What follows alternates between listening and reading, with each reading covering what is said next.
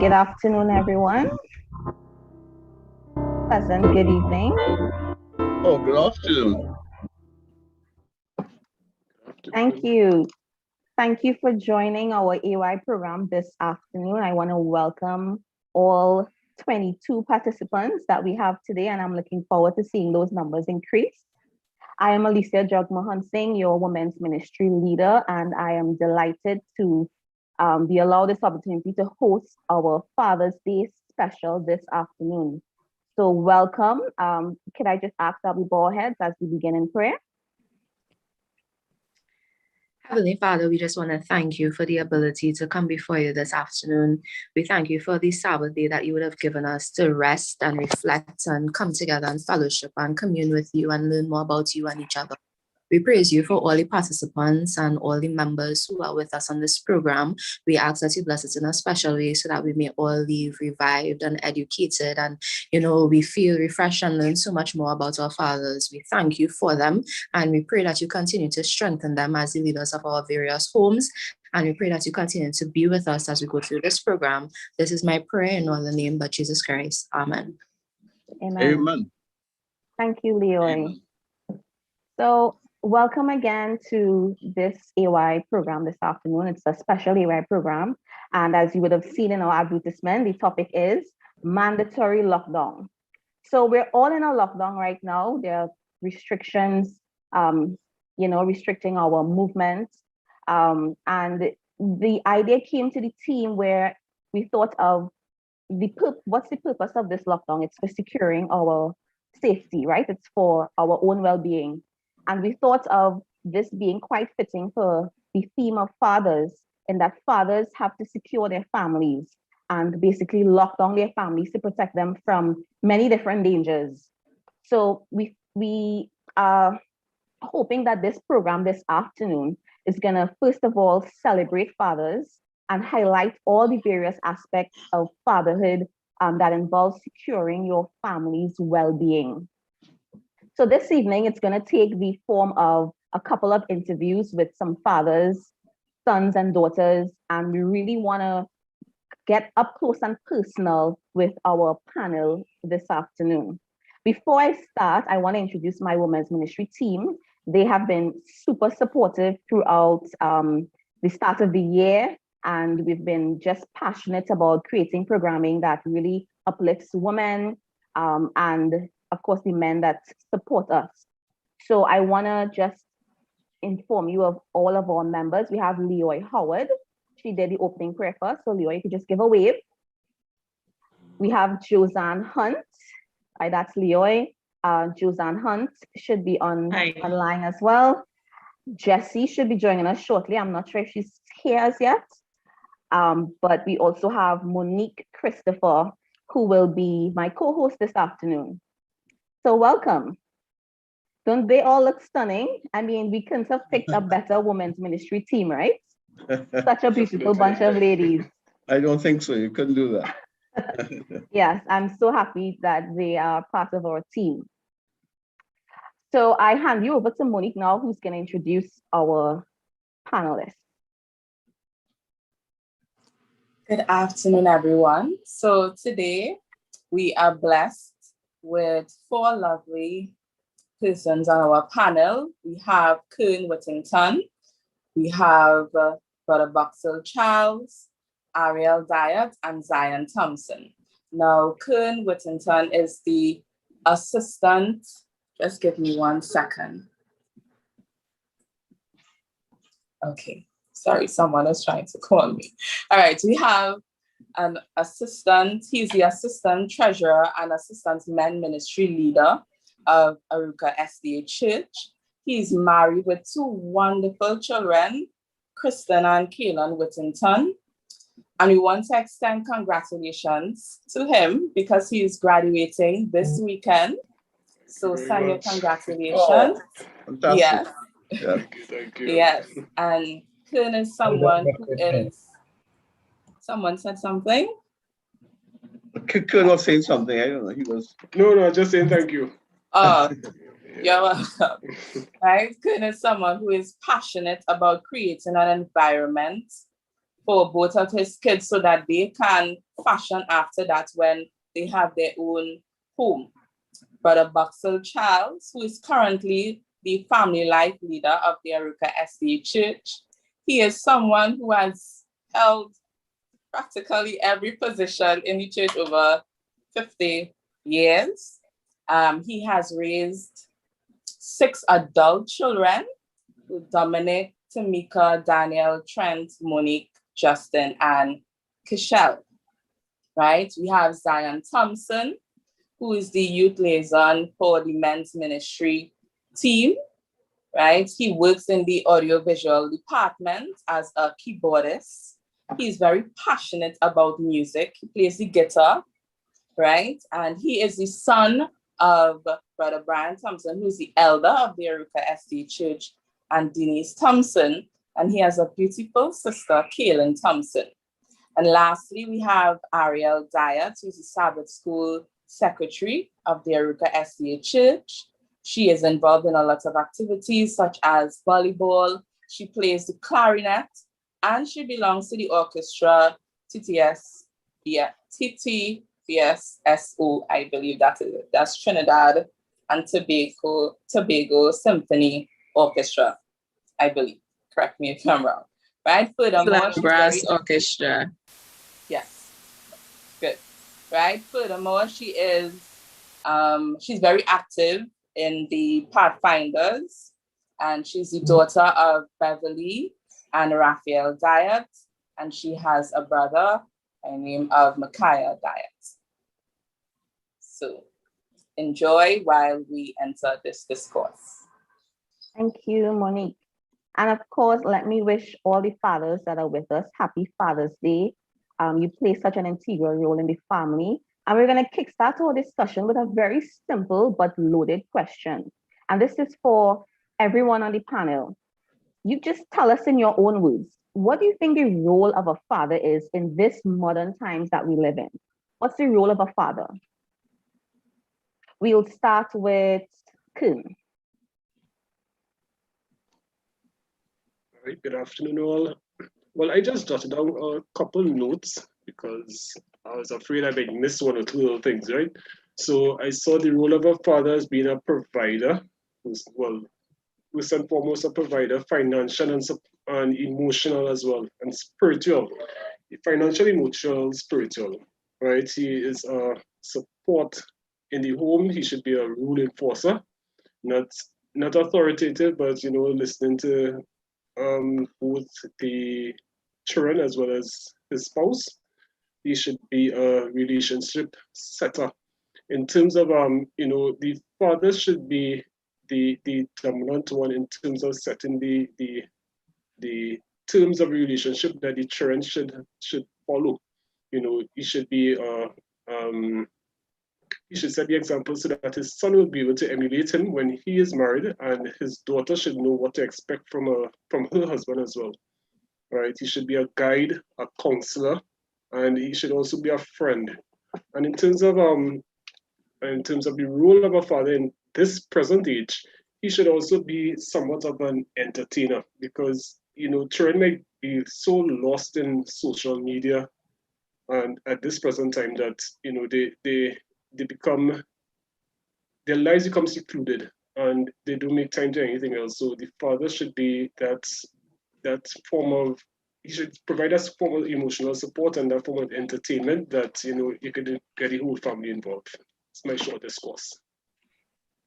Okay, I was jotting down as you were speaking, and I think what stood out to me, you said a rule enforcer. You want to elaborate more on that when you say rule enforcer?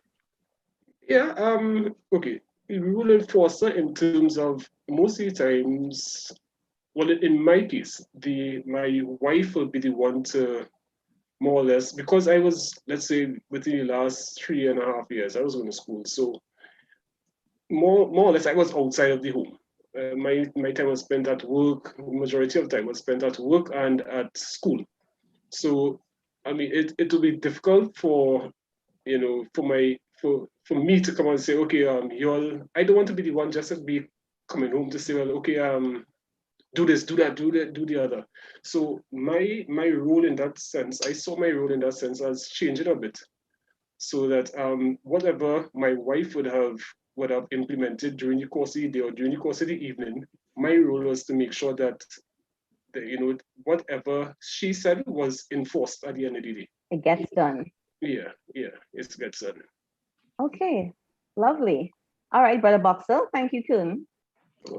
Oh, I was going to be so glad to listen to everybody talk about what's the role of the father, and then I was thinking of coming in At the probably end? last. Yeah. Sure.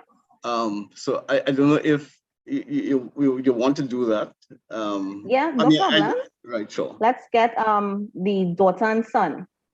Yeah. From that perspective. Yeah. What do you think the role of a father is, and make it in these modern times, bring it relative to this current situation? Ariel, you want to go first? Ladies first, and then we'll take hands. So I just want to encourage persons. Of course, this is a conversation. We have Dwayne that'll be monitoring the raised hands. So we will take the raised hands after we hear Ariel and Zion. Okay. Hi, everyone. To me, the role of a father, in my experience, because I'm talking about my father, first and foremost, will have to be a spiritual advisor for his kids. And that is something that my father is it's very important to him that his kids build their own relationship and their own connection with God. And that is something that I have been very appreciative of, because that's ultimate at the end of the day. Apart from that, providing. My dad is a huge provider. Anything that we need and most things that we want, he would, within reason, of course, he would see to it that we have it. And most importantly, apart from everything else, would be to be present, to be able to spend time with your kids, because at the end of the day, all we would have is memories. So the memories that we create with our fathers, the memories that I create with my father is very important to me. And that is things that I can pass on when I have kids. Oh, lovely. Wow, that was well said. And what stood out, you said being present, and spending that quality time making memories. Excellent. Zion? Hi, good afternoon, everybody.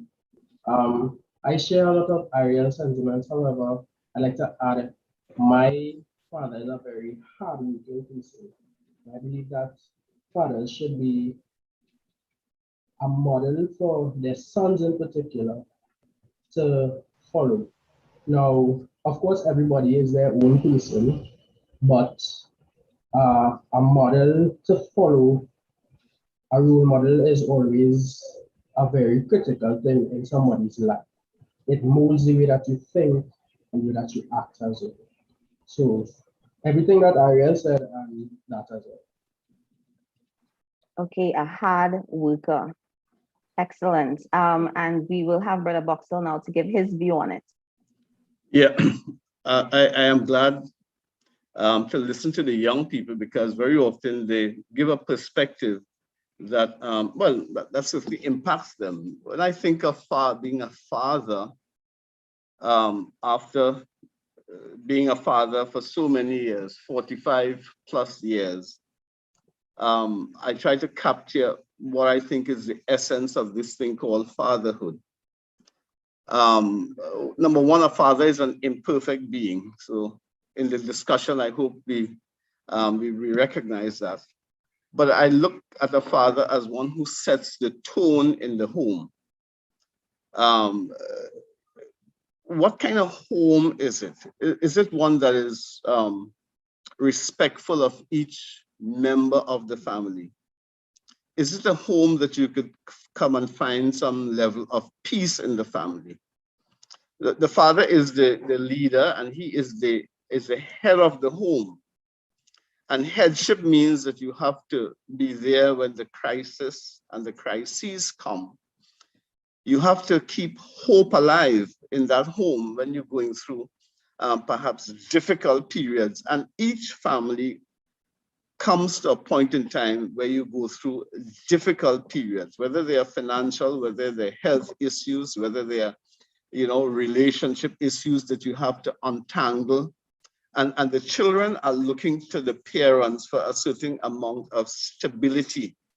The children want to be able to sleep in the night and sleep in the day when they do, and feel a sense of security. So he works, yes. He does a number of things, yes. But he is like the house band, as somebody explains, like a rubber band around the house. So he holds the family together, and he creates a tone in that family that people can be their best. The wife could be the best, the mother could be the best. The children can be the best of who they are under God. Yes, he's the priest of the home, and somebody mentioned that. And maybe somebody will want to clarify what that means. But when he walks into the home, when he comes from work, or if he is in the home, there is a certain amount of comfort and lightness and perhaps joy, if you may, and happiness where you may. And people could feel that they're all right. So I thought I should just add that to the list of things which I think a father needs to do in a family. Wow. So that was a loaded response. I was trying to keep up with everything that you said, but what I recall is you mentioned a father is an imperfect being, and you're hoping that people remember that. And piggybacking off of that, I'm thinking, do we allow fathers to make mistakes? And it brings me to my next question. Okay, everybody got a chance to answer this, right? Okay, my apologies. We had a hand, but I see it's down. Sister Roslyn, you still want to make your point before we move on? But by the way, the major point I was making is that he sets the tone. Yes, but he sets the tone. It's up to you to piggyback or on whatever you want, right? Yes. Yes, and Sister Roslyn? But whenever you're ready for me, I don't have to go now, so you go ahead. And sure. We'll bring you in. I just wanted to highlight what Brother Boxell said, and I did take note of what you said in terms of setting the tone. And he's an imperfect being, so even though he has such a loaded set of responsibilities, we have to understand that fathers may make mistakes, and we need to be accommodating of that. The house band and that rubber band, that keeps the family together. I thought that was very crucial. In terms of the responsibility of a dad in ensuring there's no strays in his family, keeping everyone in that tight unit. Yeah. And also, you mentioned feelings, that sense of security and stability when you sleep at night, knowing that your father is in the home. Even though we know God is our ultimate protector, somehow having a man in the house when you're asleep, you feel safer. And that's a true reality. Sister Roslyn, you can go ahead now. Okay, I just have a question to ask the father. By the way, happy Father's Day. Twice today and tomorrow. Please call to all the fathers on the chat. How is fathering? Okay, we didn't have social media before. Kern and Brother Boxell, we didn't have fathers social media. And then how is it the battling as a father with social media now and keeping up with being a father where you have a competition with social media? I don't know if you understand the question. Yes, I think we do. Okay, from my perspective, it's about balance. So, and competition too. It's a lot of competition. Okay, so before the pandemic, what I will engage my children is I would engage my children by carrying them out. I like to hike. I like outdoors. So I will get my children more involved in outdoor activities. I mean, to get them to do gardening will be a little bit, different, but sometimes I may even get them to do gardening. I get my son to do gardening quicker than my daughter. So, evening gardening, I'll try to make it fun. Try to make every activity that you get children involved with, try to make that activity fun. Social media has given me a lot of competition. I'm speaking personally. So it has given me a lot of competition in terms of, every living minute of the children's day, they want to be on social media. And, right at present, in our present situation, in pandemic, it's difficult to, it's difficult to carry them. You can't carry them outside. So, you have to play some kind of alternatives. The alternatives might be, you may not have a wide variety of alternatives, but as Ariel was saying, you make every opportunity that you get to spend with your children, make it memorable. So I hope that answered the question. Well, I kind of like your response, and I suppose we want to take this thing in context. I say in context, at every age, at every development in our society, we will have different things that will be distracting to different age groups in a home.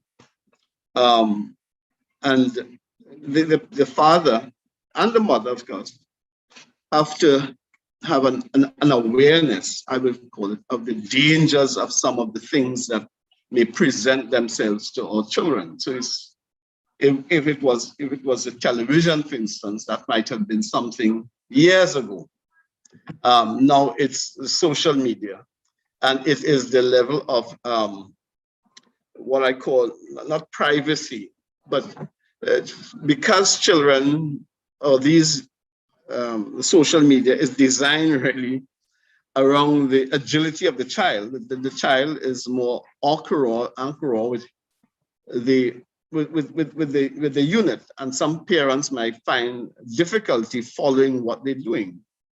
But depending on the age of the child, then the parent has to be aware what are the dangers, and this parent needs to know what the child is doing and what he or she is getting involved in.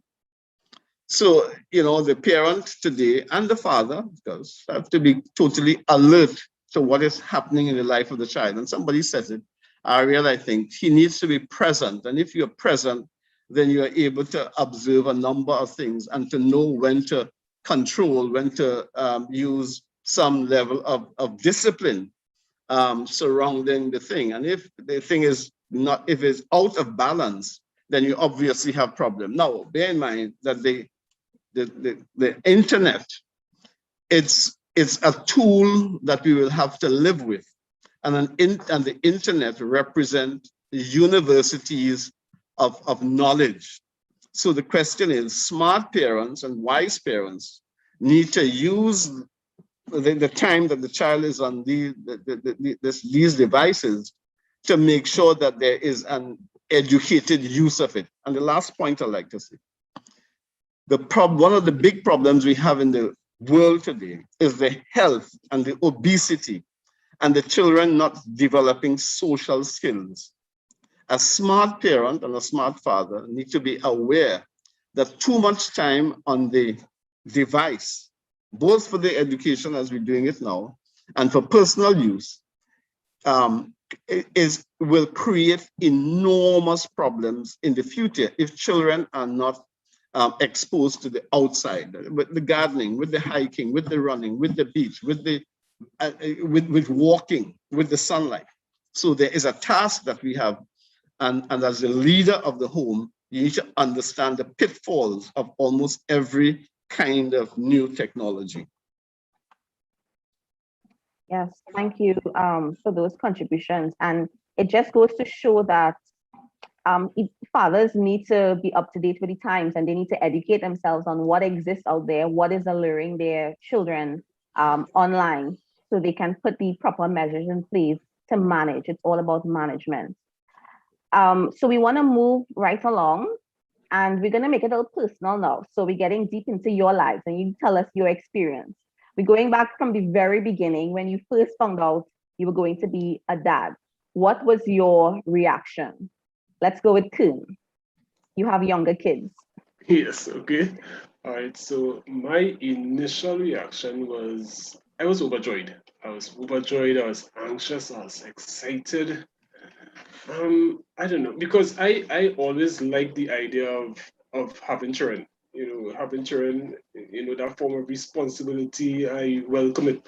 I welcome the just the laughter of little children. I mean, I say months old is, it doesn't have much laughter at 1 month old is, I mean, crying and noise and this kind of thing. But I know you welcome it because you want to see it. You just think about the future, and you think about your child growing up to be a better form of you. So that's why I always look forward to that.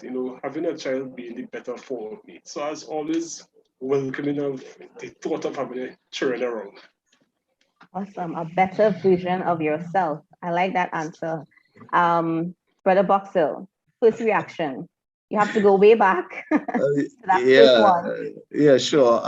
Well, yeah, it was indeed a happy occasion. I got married pretty young. I was still 23 when I got married. And we spent probably about almost a year without my wife being pregnant. But when she was, and in our communities, as soon as you got married, everybody is glad for you. And the next question is, when are you going to have a baby? And I think sometimes we put undue pressure on young people before they could organize their lives financially. We come and put the unnecessary pressure on them. So I don't know if that pressure was there, but everybody wanted to find out when is the child coming, when you're going to get pregnant. And so when Carol, which is my first wife, indicated that she was in fact pregnant, it was really a happy occasion. Quite frankly, it was happy for me and Carol, but it was more individuals outside our home were happier than we were. And so, and that's the thing about a baby, a baby brings enormous happiness. And it's only when you become a grandfather like I am of 5 children that children will understand what children do to a home. And that's God's plan. It's really God's plan. Children, it really make a difference. Yeah. Well said. I thought it was funny that you said, sometimes persons, they may not intentionally mean to put pressure on couples, but that question usually comes up right after marriage, when are you going to have the first one? But it's good that you didn't necessarily fall for that pressure. You took your time and you had your first. Well, I didn't really take any time on that. I was just having fun and it came along. Okay. We have other fathers on the meeting. Could you want to give an experience? Were you anxious? Were you excited? Any other father among us? You could just raise your hand and we'll acknowledge you.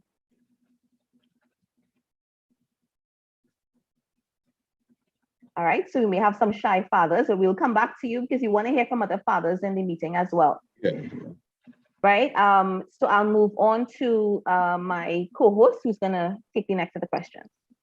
Yes, so this question here is geared towards Ariel and Zion. So you all could choose who wants to go first. Now, usually we are fashioned after our parents, right? Sometimes we may say, I really don't want to pick up that trait. But as we get older, you realize, why am I sounding like my mommy? Or why am I sounding like my father? So what character or personality trait do you think that you have, that you see in your father? And that you are most proud of? So you say, yes, I want to be just like that. So whichever one of you wants to go first. I'll go first because I went first the last time. It's probably his work ethic, even though it's not quite there, because I'm being honest with myself, I'm a very lazy individual and I could do better. But his work ethic, when he cannot sit down quiet. once it has something to do, he will go and do it. And at times, I'm being very honest, at times it is be a bit irritating, but it have times we just have to rock back and just watch. Because it is really is a really interesting thing. His work ethic, he would wake up not feeling to go and work, but he say, bills had to pay, food had to end up in the cupboard, and he'll go out and he'll work and he'll come back. If he had a bad day, you could tell that he had a bad day, but he still wouldn't show that on people, and he'll still get up and go out every day or as best as he could and work. So his work ethic is probably, and I strive to get a good work ethic like that. Beautiful. So you see that, parents, fathers sacrifice a lot, because I know you mentioned that, sometimes you see he gets up early and he just wants to stay home and relax, but, he has to support for his family, right? And you see that his work ethic, so he's someone who's hands-on and always doing something. So that is wonderful. He does a lot Ariel? house for himself as well. Yes, I can relate to Zion and that my father is a very hard worker as well. And, if he gets the chance and he comes home early, he will wash the dishes and whatnot. But a personality trait that I would say that I inherited would be my ability to stay calm. I would say my father has a superpower, and there is few times that I can recall my father raising his voice and getting angry. And that is something that I try, and I think I have a little bit of it. It's not as profound as his own. There are times where I can fly off the handle a bit, but I think that is something that I want to work on as well, because that ability to control your emotions and to take a step back and reason things out, that's something that is very powerful. And I would love to, emulate that. Wow. Well said, Ariel. Yeah, it is. Yeah. Well said. Because, as youths now, if you realize the trend is we always have to have the first word at things, whether in an argument or in a discussion, it always really end up in arguments. But the idea of you just remaining quiet and listening, observing, formulating your ideas and, just saying it calmly is something that is admirable now as youths. Because once you develop that now, that emotional development, you'll find it gets easier to deal with people as you get older. So if you see that you are emulating that now or wanting to emulate that, that is wonderful. Is there anyone here that is with us that would like to comment on the question about any character or personality traits that you inherited from your father? Anyone? Well, I mean, my father is still alive. He's Right. 92 years old. He's a brilliant guy. He reads a lot. Of course, he's half blind now, so he can't do the kind of reading. But I picked that up from him. He was pioneering and entrepreneurial. And those are the things that I picked up from him. Of course, he had some other traits that I said, absolutely, when I have my family, I don't want any part of that. But those are the things that I admired most about him. And children, and we know, they don't always pick up what you tell them, but they pick up what they see. And that's important. And even the young people on the panel this afternoon, and sometimes in the Adventist church, and I think probably Arouca Church may have some credit for this. A number of homes in Arouca, you have both the mother and the father, and do not underestimate the blessing that brings to the whole conversation. So the child has an opportunity to learn and observe So therefore you could do and inculcate those things like work ethics. You know, there's one thing in our society that you find that that's a big problem. The work ethics of people. You can't succeed. You can't care for your family. But I can't go on too long, you know.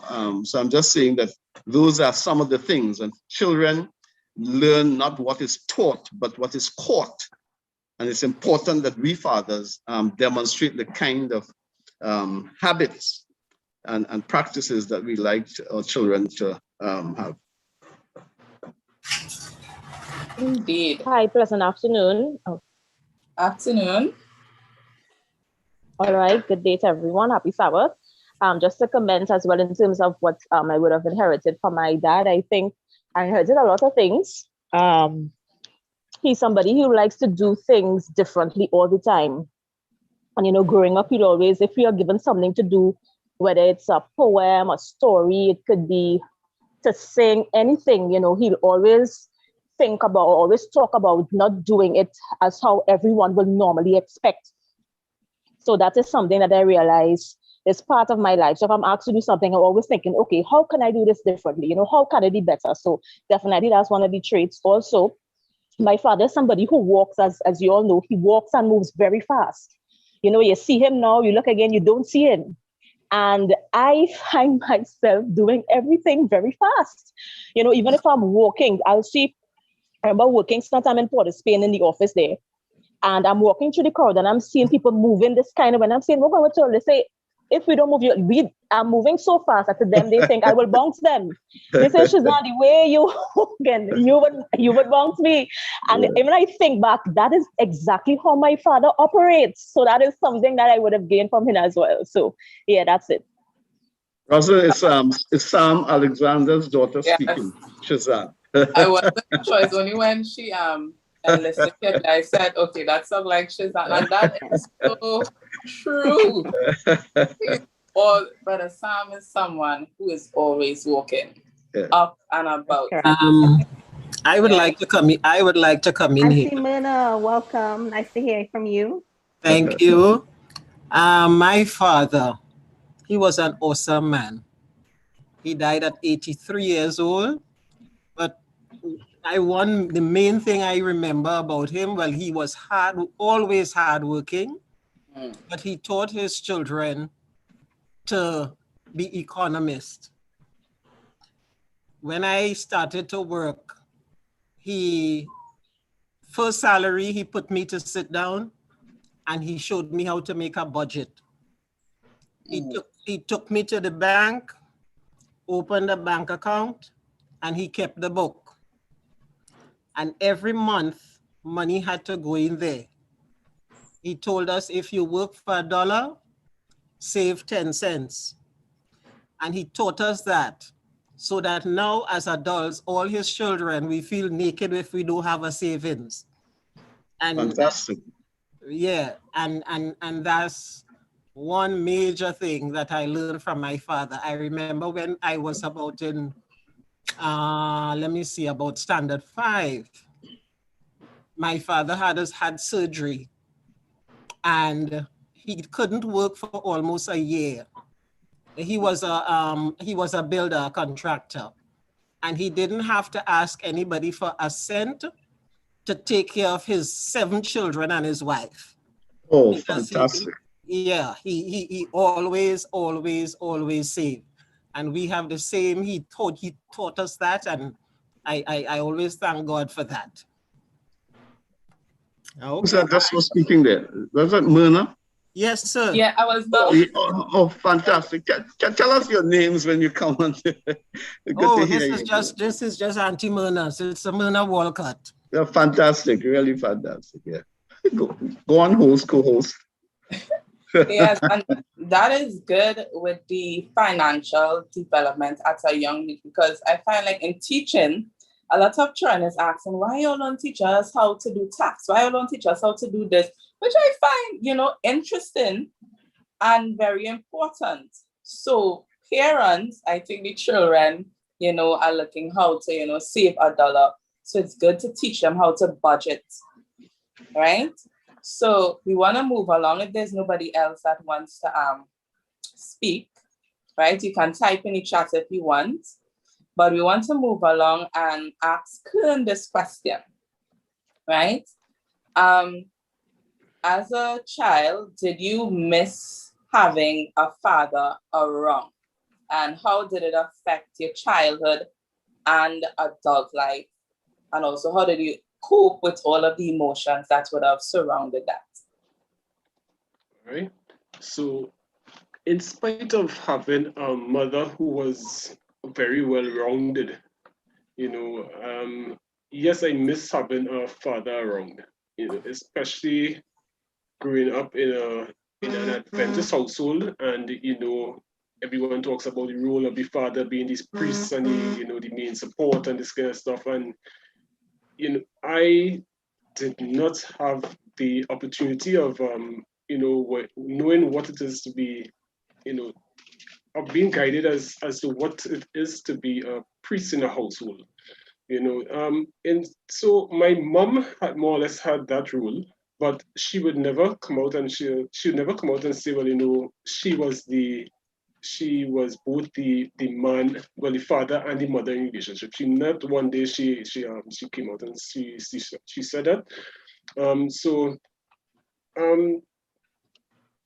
My father's role in terms of growing up in a single parent household, he was more or less the calm one. He was the calm and collective one within the household, even though he was not there physically.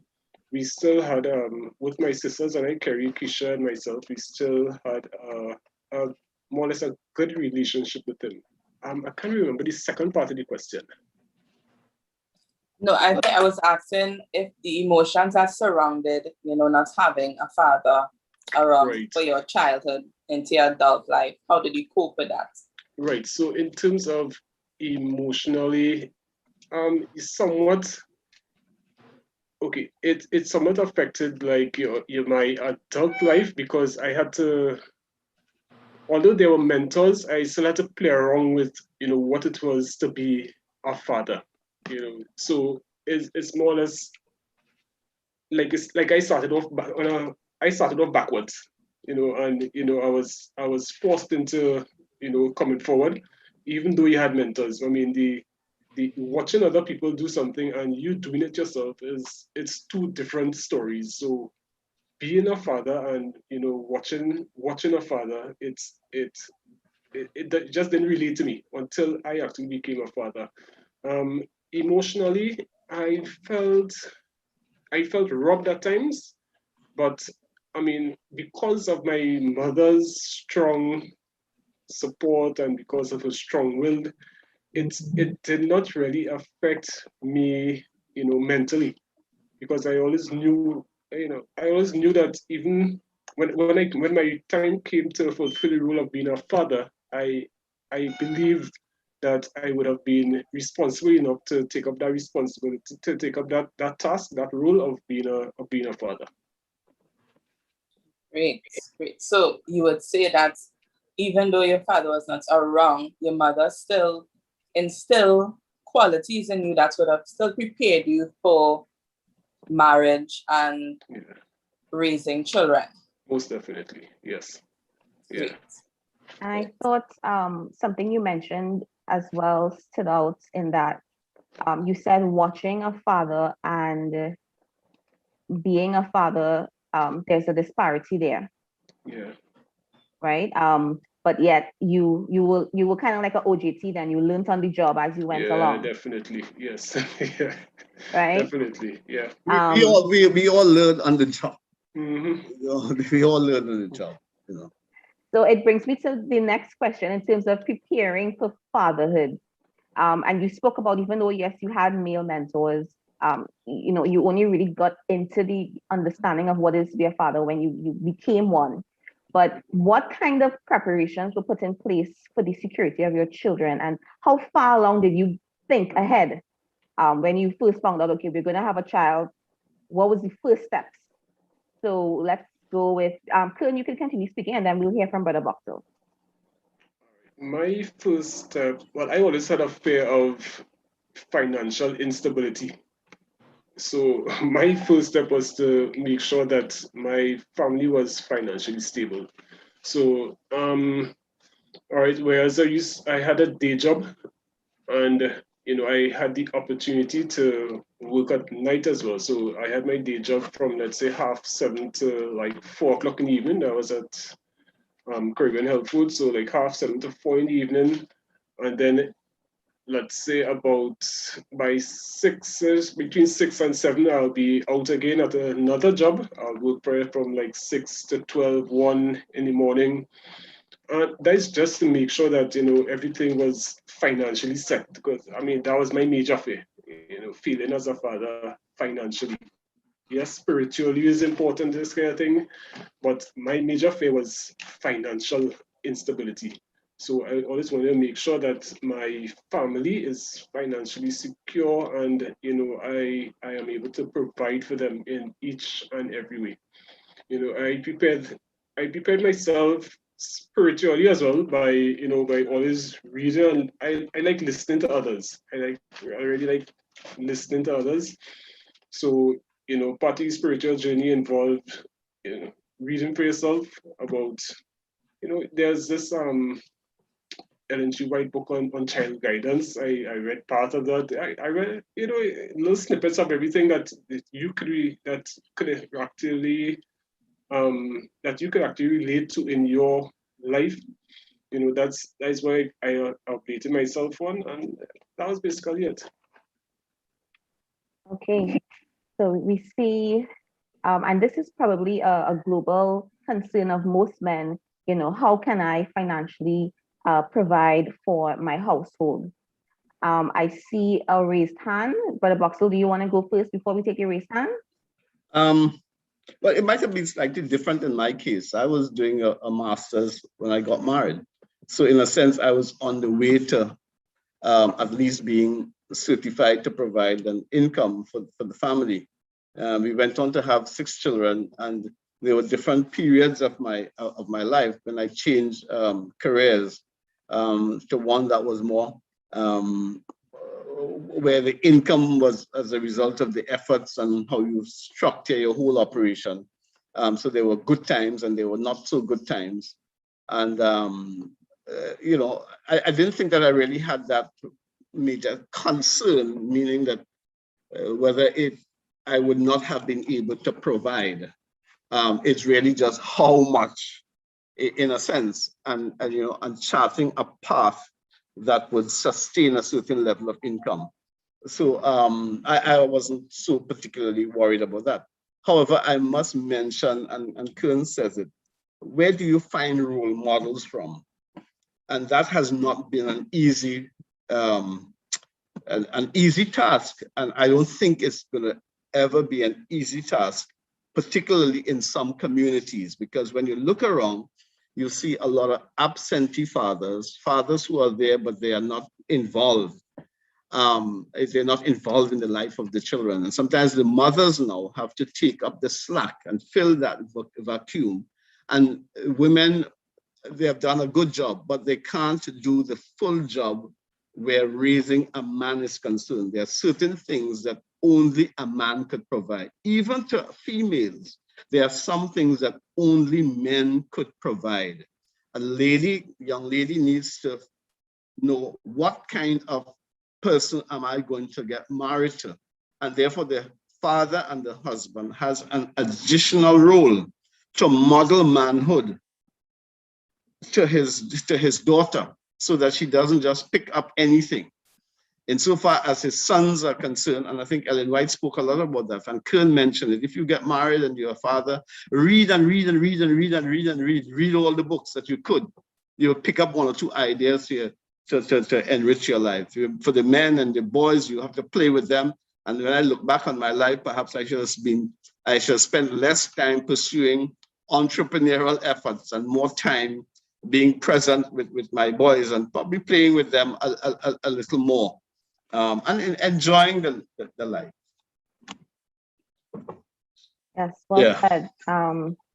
I thought that, everything you said was very meaningful. And you spoke about there's a lack of male models.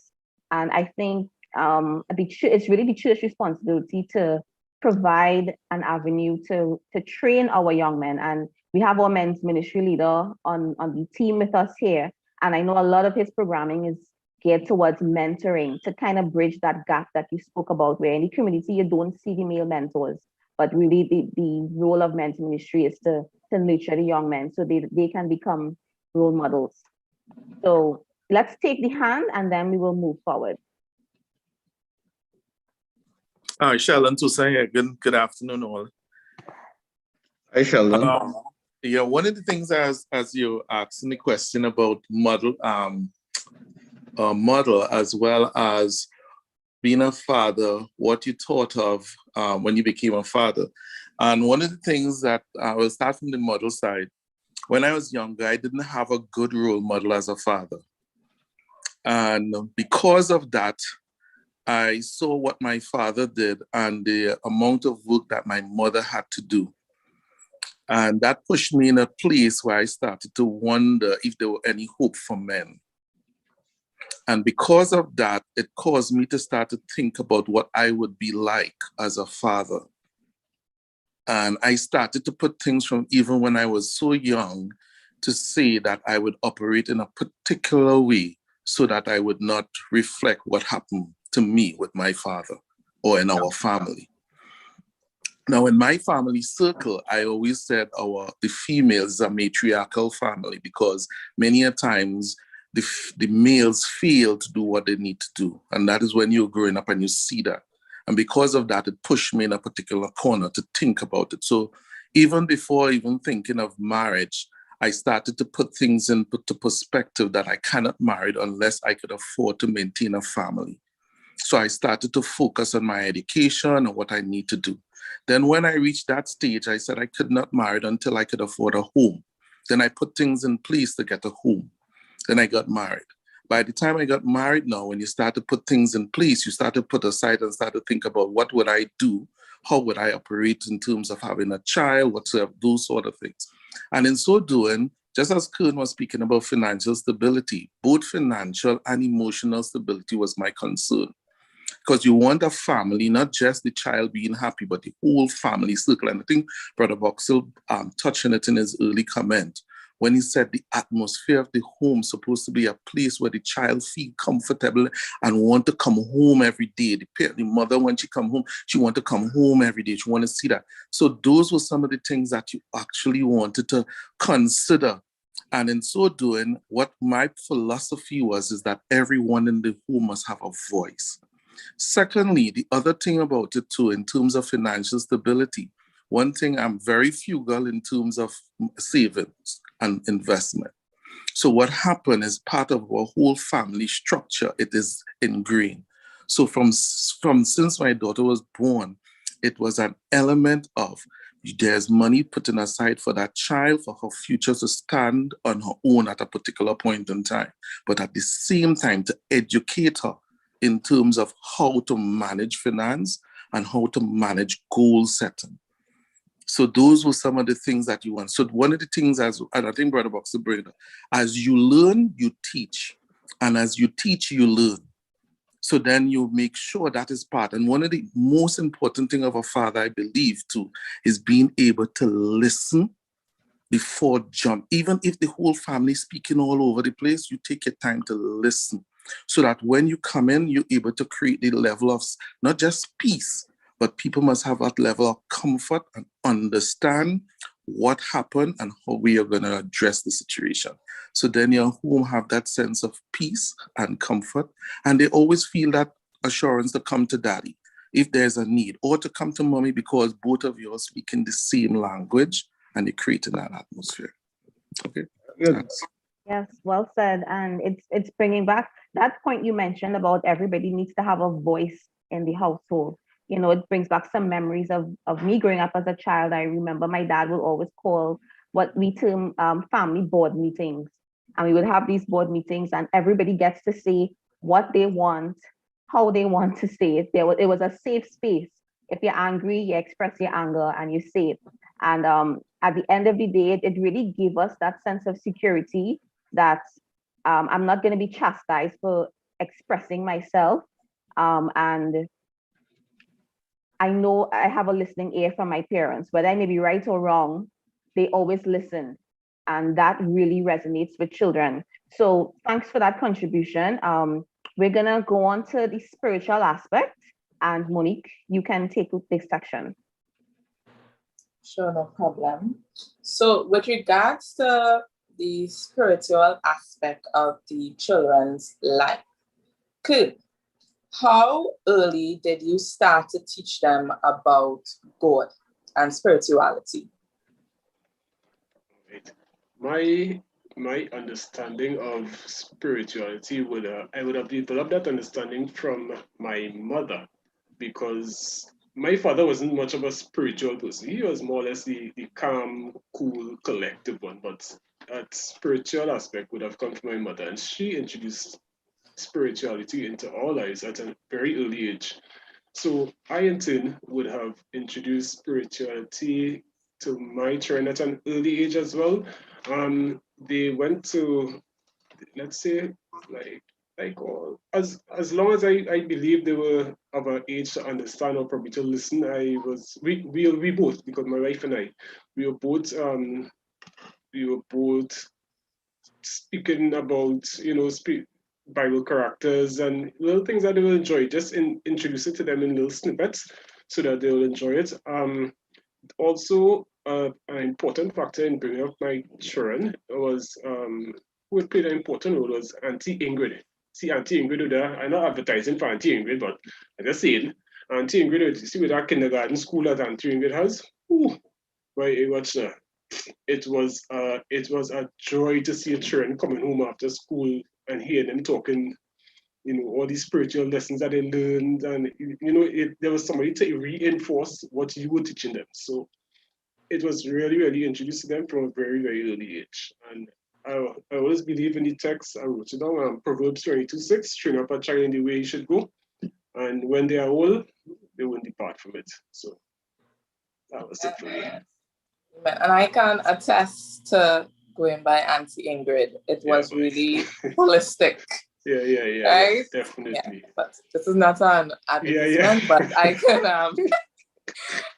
it resonates. I could understand where you're coming from that. But in anything you try to, something that you learn and you try to teach your children, it may pose some challenges. So were there some challenges, teaching them about God? And if so, how did you deal with that? Challenges with teaching them about God. Okay, my major challenge may have been, Sabbath. So Sabbath would have been a major challenge. Not just because my wife is not Adventist, but in terms of whole week we playing, we watching TV and this kind of thing, and then Sabbath you come like, oh God, we can't watch TV, we can't game, we can't do this, so Sabbath become like we can't do everything on Sabbath is you can't do this, you can't do that, you can't go and hike, you can't go and run, you can't go and ride a bike. So Sabbath in general was a little bit of a, it took a little bit of timing.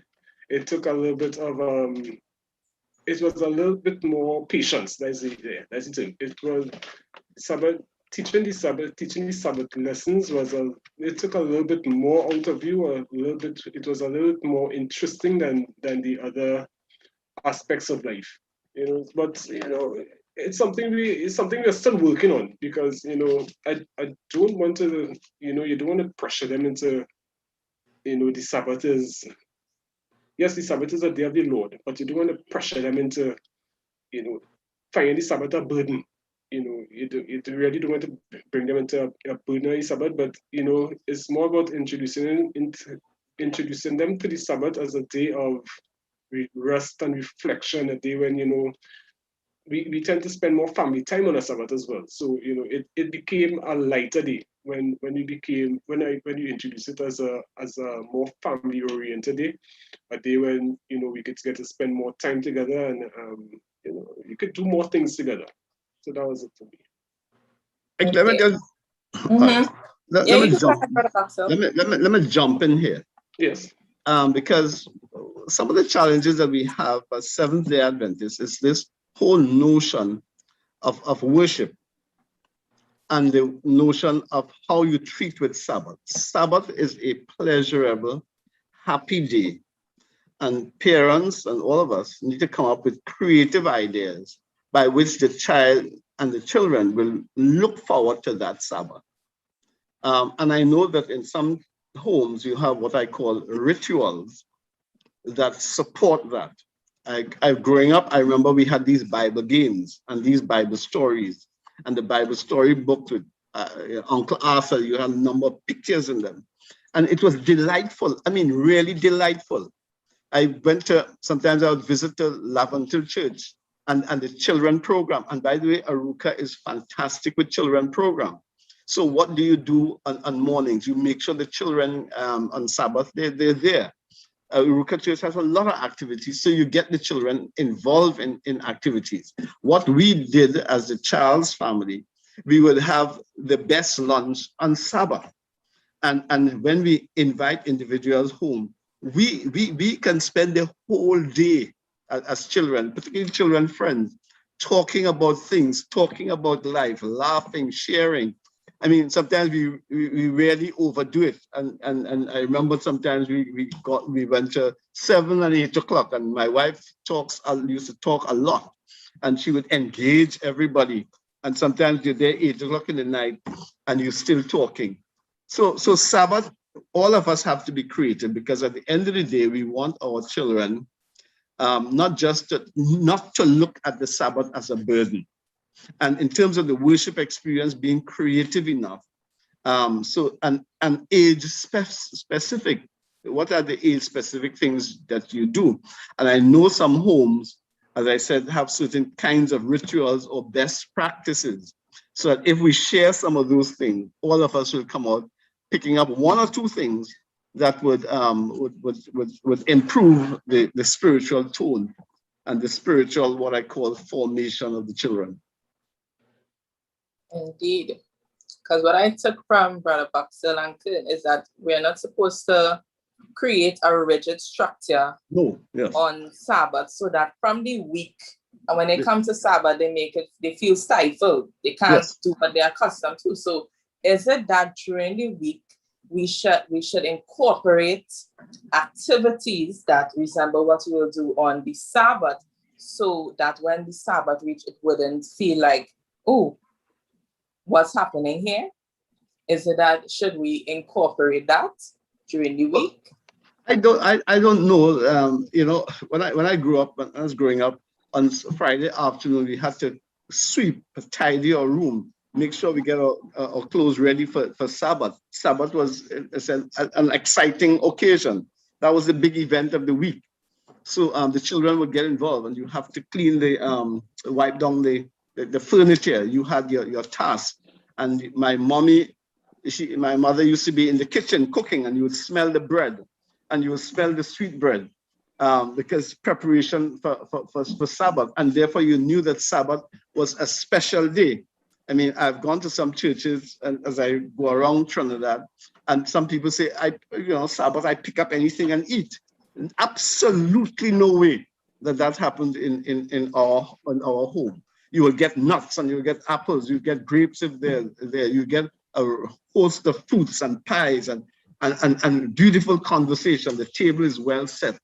So I think in terms of the seamlessness, Sabbath must look at as a beautiful day. And if we could achieve that, I think we would have done a lot in terms of how children are predisposed to the Sabbath. Of course, there were times when they wanted, Daddy, could I go outside and ride a bike? Can I do that? No.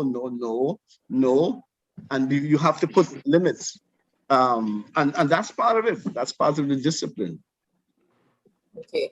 I see that we have a hand, Brother Michael. Hi, good afternoon, everyone. Two issues with respect to the discussion of the spirituality. Do not underestimate the importance of families doing things together. And because I'm saying this because I grew up in a church where we had lunch together on a Sabbath, so that the interaction that you got used to in terms of interacting with your fellow church members. And this meant that things like Bible class was collective in terms of the people in church sharing that, because we ate in church. We had lunch in church, and having lunch in church meant everybody bringing and sharing. Yes. Right? And so there wasn't a case of I eat by myself. We put it there and we shared whatever we bought for lunch. Yeah. The thing about that church too is that Cochrane church had a lot of banana and coconut trees around, which also added to the sharing. Yes, yes. But there was a lot of activities at the spiritual level done together as a church. Yes. For example, after lunch, they had us, the younger ones, reading testimonies to the whole church. Now, at that time, I found that wicked because these people had us reading their boring books. But it turned out over time that it was my first introduction to spiritual prophecy. And some of the things I read then, I still remember, right? So that interaction at the church level is also important. Another observation about the spiritual thing is that, okay, we invest a lot of time in what we do for the children, but we do not put that same amount of effort in what we do for them when they reach their teenage years. Yes. And as a consequence, we wonder what happens then. The role of fathers in teenage boys' lives become all the more critical in terms of that spiritual side.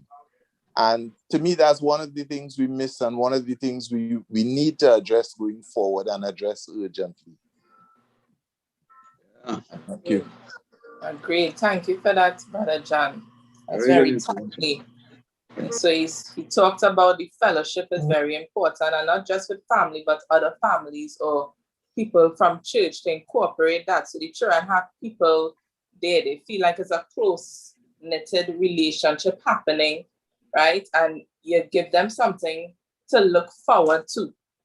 So that is probably what, we should keep in mind. And he made a very valid point about the transition as from being young, but a kid, and then into the teenage years. Because I remember coming from junior church, right? Where the children are accustomed to that lively atmosphere, right? They bring it across gradually to, age specific to them so they could understand. They could wrap their mind around, learning about God. When they go downstairs, it's like, what's happening here, right? So that's a very good point that he made, Brother John, and I really hope that we come together and we find ways to work around that. Is there anyone that would like to comment on that spiritual aspect before we move on? Just 2 quick points. Number one, Brother John is correct. In fact, if you look at the church, there is I would consider a problem that we have, I would say between the age of, let's say, 18 and 30. That large group of individuals who in that age group should be giving significant contributions to the development of our church. We seem to be silencing them for all kinds of reasons. Maybe what we do in the church may not be as attractive as it should be. They are not as engaged as they should be. And there's a need to look at that, not only in Arouca Church, but really in the whole Seventh-day Adventist Church. And when you have individuals who get married, probably 28, 29, and then now they're building a family, they don't think that the church is that important to their lives. And therefore you miss them until perhaps they reach about 40 and they're looking around because they have some extra time, maybe to give some, the residual of their time to the church. So how do you engage these individuals from 18 up? I think it will be a big challenge for our church, and we have to put it high on the agenda, particularly for the males. I mean, the male thing is a different issue. It's not different, it's a big issue. And the more I talk about it on this platform this afternoon, there are all kinds of things going on in my brain, saying that there is a crisis. I don't want to be too pronounced on that, but we have to address what seems to be a crisis of maleness, both in our church and in our society. Brother John, I see your hand up, but I just want to ask one of the other panelists a question, and I will come to you, right? That's okay? Okay. All right. So Ariel, this question is for you. I would like you to share a memory that is etched in your mind on when your dad would have taught you something from the Bible. Okay, so I can't give one particular experience because my father is a person that will always talk about spirituality. If it's spending time reading the Bible, apart from my personal lesson study, encouraging the family to learn a passage of the Bible. He would send us messages like, don't forget to learn this chapter. We did Isaiah 12 recently. But what my dad has done for me and for our family is make the Bible relatable. In every conversation, he would always include a scripture. So if I'm talking about school and studying, he will be like, remember the scriptures, trust in the Lord, seek you first. If a man lack wisdom, let him ask of God. And it's really the most random conversations, and he would always throw in a scripture. Makai and I could be like, oh my gosh, it's have nothing to eat in this house. And he'll be like, man shall not live by bread alone. So he has always shown us that the Bible can relate to every aspect of our lives, and it makes learning scripture more enjoyable. So yes. Oh, very good. Great, that is great. And it just shows that God is always there.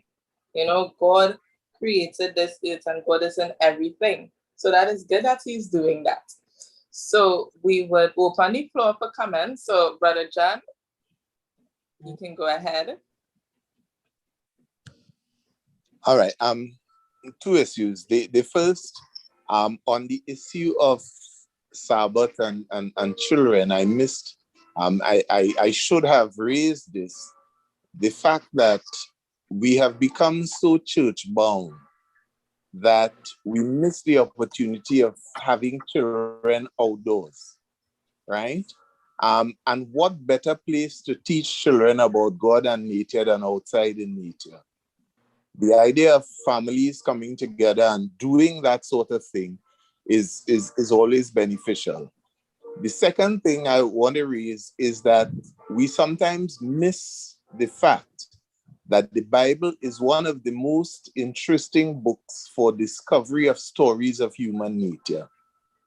And there are some very unusual stories in the Bible that serve very good character lessons if we are familiar with them. And to do this, as parents, we have to read our Bibles and know where to find the stories. If we can find a story for almost every situation that allows us to teach the children the lessons we would want to teach them from the Bible. Yeah. That's it. Yes, well said. I think I can jump in here, Myrna. Sure. We must never underestimate the value of morning and evening worship. I mean, I grew up in a home where my mother, she got baptized when I was a baby. I'm the third child. So my father was not a Seventh-day Adventist, but he never stopped her from having us in church. We couldn't say we don't want to go to church. My father would say, get out. Your mother going, everybody going, so that she is the one every morning and evening, without fail. My mother sat with 7 of us and taught us about God. went through the Sabbath school lesson, we had to learn the verses. We didn't have Uncle Bill teaching us in a nice, creative way, but she would make sure that we knew our Sabbath school memory verse. And well, the children's section would have you sing those 13 memory verses when 13 Sabbath come. You had to know them by heart. So I took that into my home, where morning and evening we had worship. You know, one Mother's Day, Megan wrote me and told me she's so thankful for those morning and evening worship that you know, has put her on the right footing. And you know, it has set a tone for her life. And I'm so thankful for that. I mean, it really, and even well, Megan was in high school, and I never reached a point where I say, well, she old enough to do the lesson for herself. I would sit, I will do my lesson, I will do Corey's lesson, I will do Megan's lesson. The three, you know, different lessons, but I will work with all of them separately, so that, because I use that time to inculcate values. From the Sabbath school lesson, you could draw so much out of it. So, you know, because during the day you're so busy, you don't have time to you know, zero in. But worship time, you can zero in on all the values that you can pull out of those Sabbath school lessons, and it has put her on a good stead. It has put me on a good stead, and I thank God for His word. Good. I see we have Thank you, two hands. Auntie. Yes, I see the hands.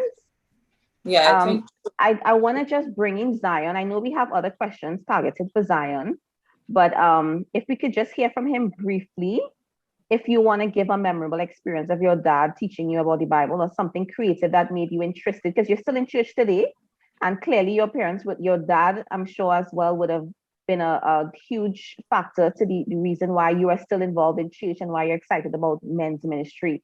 So what influence did your dad have on your life in terms of spirituality? Okay, two things. I remember specifically there was a point in time when during morning worship, we would get up early before everybody had to get ready for school and work. And we were reading the New Testament. We read the Gospels all the way to, we went to Revelation, Daddy? All the way to Revelation. And we did it in pieces, we did it in chapters. Each morning we would read a chapter and doing it really responsibly. And at the end, we go through, ask if anybody have questions, what you got from it, anything that jumped out at you. And we were able to learn from each other. And some of the texts Uncle Bill taught before, and some of them Uncle Bill taught after. So that helped some of the texts to stick. Another thing is my involvement in music, especially because, well, for those of you who don't know, I'm a pianist, and I recently started the guitar, but in particular, piano, I started playing piano at 5 years old, and recently I started playing in church more. So that is enrollment of me into piano lessons gave me a different dimension in terms of worship on a whole, being able to play the keyboard in church and, you know, in worship as well. That's all. Okay, awesome. Very happy to hear that, Zion. Pastor, we will take you now.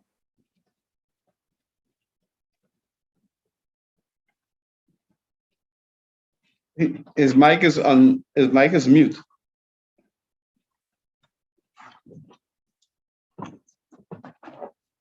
Pastor's mic is muted. Yes, I just sent an unmute request. I'm not sure if he's still at his device. Oh, all right. So we will come back to Pastor's point. So we have a few more sections to cover. I want to move on to the emotional side of fatherhood. Yeah, I want to sorry. Go ahead, Pastor. Yeah, I want to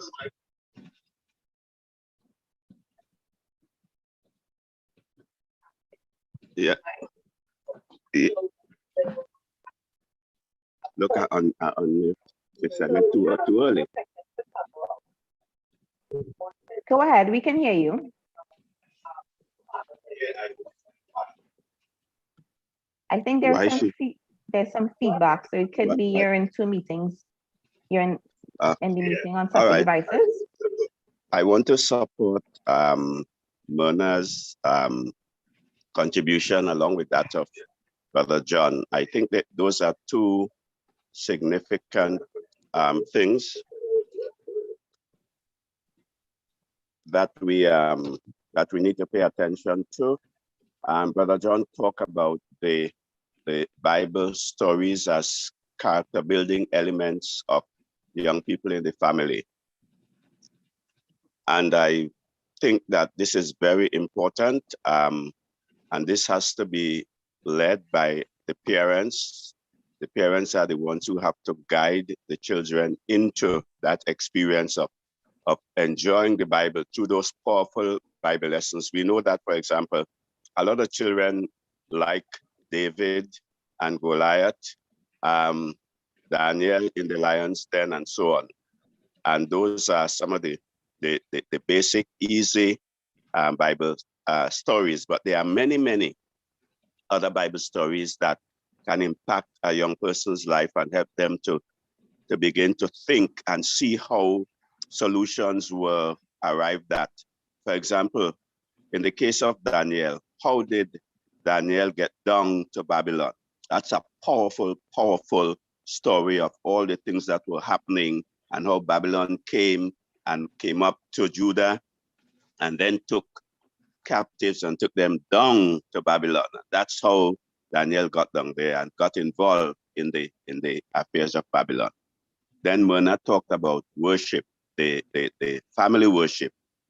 These days we know it is difficult, but I know that parents have chosen some strategies as far as that is concerned, where they would worship with their children in the car, if once that is possible, or give them a time to wake up in the morning for a worship. It would not be elaborate, but it would be important. And then after that, hustle them out to school. So those two things to me are critical in helping to build character in our youth. Morning and evening worship and the Bible characters as an important part of their life experience. Yeah, that's very important. Yeah. Very, very important.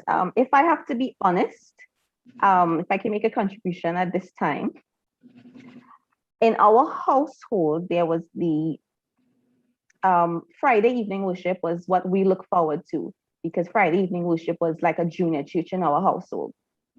The morning and evening worship was not a practice of ours. And I think while I value I appreciate the value of morning and evening worship based on the responses and the contributions that everyone has made in their personal experience. I appreciated a lot the Friday evening worship. The morning, I don't think anybody in my household is a morning person. So on mornings, you're kind of cranky and and we're always late. That's just an Alexander trait. We're always late and rushing. So it was never convenient for morning worship.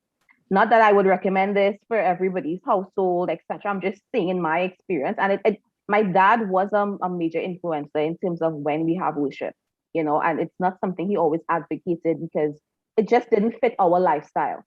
So I would just give that personal experience, but I actually respect the views of the church, in terms of that those critical times, morning and evening.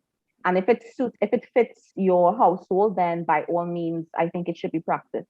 Personally, it just didn't fit it just didn't fit our schedule and our lifestyle. But the Friday evening worship was something that would go for hours, sometimes midnight. We still worship on Friday because it was so engaging. So it's really when and how you find that time with your family to worship and when it's most convenient. So everybody could actually enjoy it and it's not a chore, right? Someone was saying something. No, I think that is important, and I feel that I mean today is a Father's Day focus, but as a church, particularly where you don't want people to go around with guilt complexes, people will feel that if I didn't do it this way, then I am not doing what I'm supposed to do, and then new converts come in, and this is a new culture in terms of the worship and how do you have what we call worship, meaning that worship is a continuous thing as you relate to God, and there are different ways that you can handle that. For us in our home, the Friday night, just as you said, and I knew that also in Tobago, so Friday night was the big thing, the big worship. During the week, it's kind of rushed. You might have worship, as Pastor says, in your car, but worship to mean that you focus on something during that day on God. And before you sleep, at least you commit your heart and your life and the family again to God. It is those things that are important. But I feel that at some point in time, I'm sure we can take up the whole issue of worship in our family and spiritual formation. How do we achieve those things? That might be a very good item to discuss. Yeah. Yes, agreed. So let's move quickly on to I heard someone say something. Could I just make one point here? Sure, you have 1 minute. Go ahead. So that in the event that the family find it difficult to have, worship as such, it would be nice if, Sister White made a statement, it's not safe to be out without placing your family in God's hands. So at least if we could get the family to pray together, maybe repeat one text, just pray together and put yourselves in God's hand. That will go a long way also. Yes, absolutely. I second that 100%. Don't ever send your family out into the wolves out there without covering them. And that's something I definitely. Yeah, so much more as we have so many demon possessed and crazy people out there. It behoves us to be in God's hand. Exactly. And fathers, we look to fathers to really, as Brother Boxall said before, set that tone. So if it's a prayer, it's all that you can accommodate in the morning. The man in the home should be the one to initiate that prayer. So moving on to the emotional aspect of things, Zion, I want to come to you. As a young man, how have you managed your emotions? And when I speak of emotions, I'm talking everything from feeling angry, feeling sad, agitated, anxious, and what impact your dad played in terms of how you manage your emotions. So I have a it's not as bad. I wouldn't say it's as bad again, but I have a very, very bad temper. Just very quick. Nobody can really talk to me and say anything.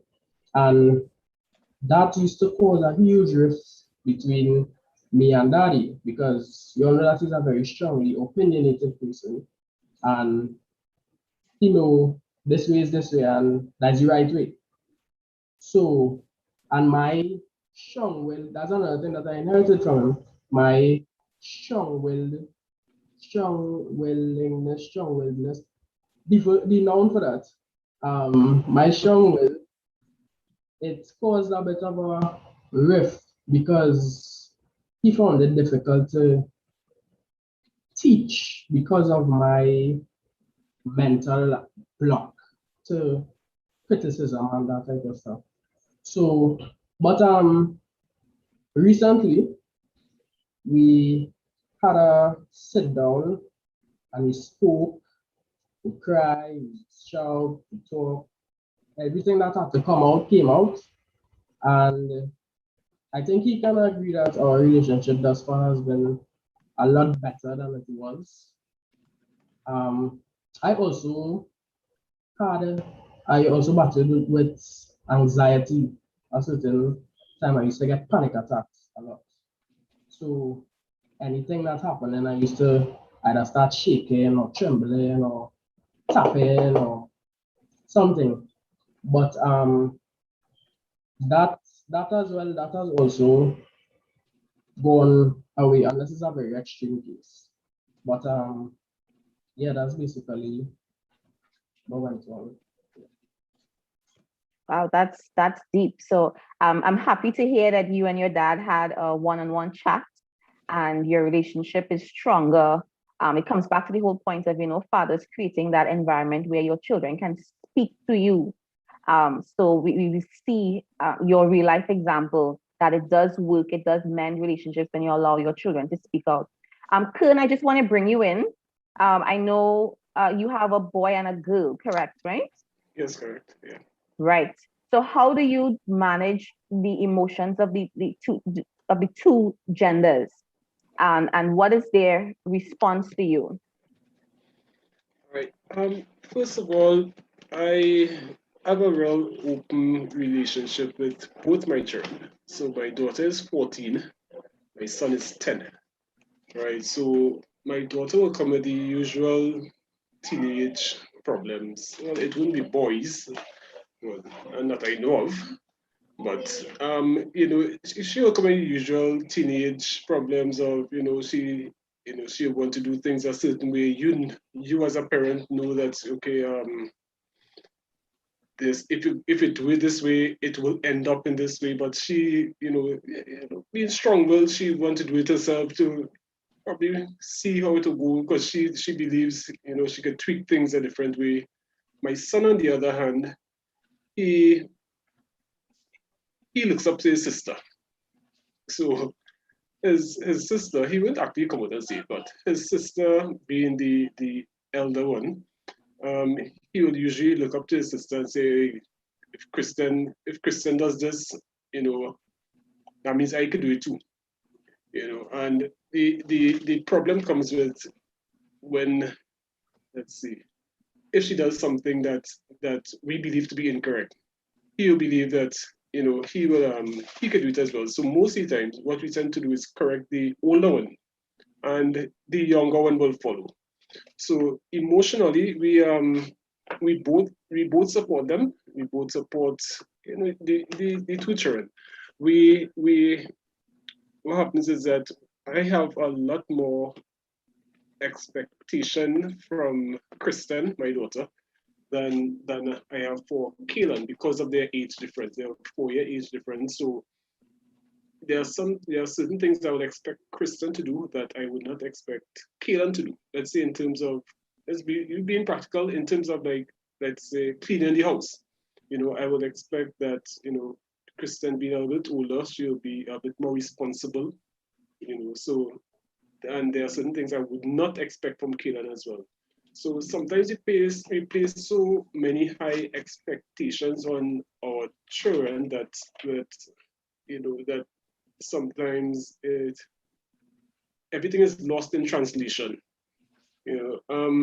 So what we tend to do is, well, what we have recently started to do, as a matter of fact, is to listen, as you were saying before, listen more to what Kristen is saying as the older, especially as the older one. We listen a little bit more to what Kristen is saying, and not be as strongly opinionated as we were before.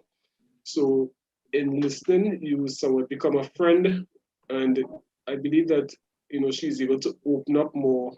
She's able to open up more to us, both of us as parents, and in return we get Kaylin as well, coming back to to see what may be bothering him, and what he may not feel comfortable about. We had Kaylin coming back to talk about it.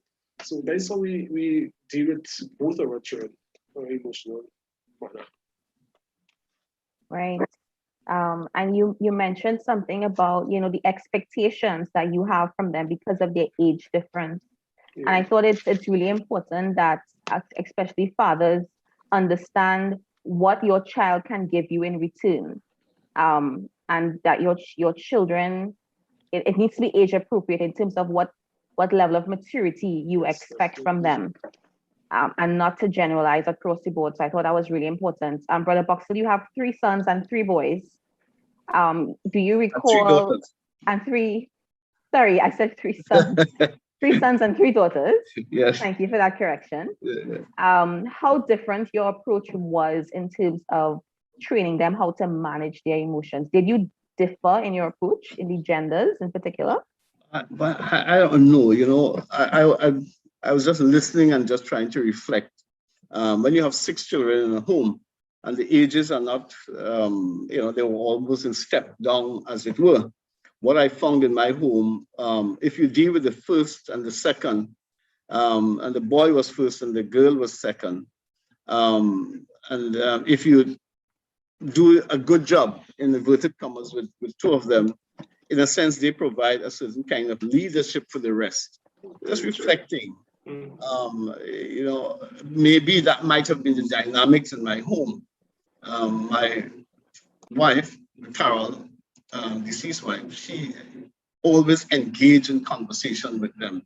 I mean, when I look back, I might have slipped up in not spending a little more time in a one-to-one. And I see that is strong in some families, one-to-one. But each child was different, and they had different situations. Daniel spent about 6 years in Cuba. She left probably when she was about 17, 18. The others were at university here. 2 of them were at university here, you know, and they're 18, 19, I think it was. Then the others were going to high school. And so the home was dynamic. And I don't think that we had spent all the time dealing with an individual problem as much as, you know, looking at the thing from a whole. As I said, if I look back, I might say maybe I should have spent a little more time engaging each of the children on a one-on-one, in a deliberate, systematic way. But you know, I look, maybe that might have smoothed some things later in their lives. I don't know whether that answers the question. They had different issues. Huh? Yeah, it does. Yeah. It does. And I appreciate your vulnerability in sharing, you know, what you think you could have done differently to see a different outcome. But I think as parents, you know, you do your best, and you know, you pray that they turn out right. Yeah. And I'm sure you're quite proud of all of your children. Well, yes, and the grants, but to be reflective. Yeah. And you said something, and I just want to throw this out in your prayer with your children, and when we have worship, and this was a ritual, meaning I called each of their names, and Carol did the same. When you're praying in worship, make sure that you call their names. I remember sometimes she used to kneel at the bed of the girls and then the boys. And then, as I said, when we have worship, any interaction with them, it's so far as prayer, we put them before the Lord and we call their names before the Lord. I think that is powerful. Just add one more thing. I just remember that sometimes you want to be so, how do you say it?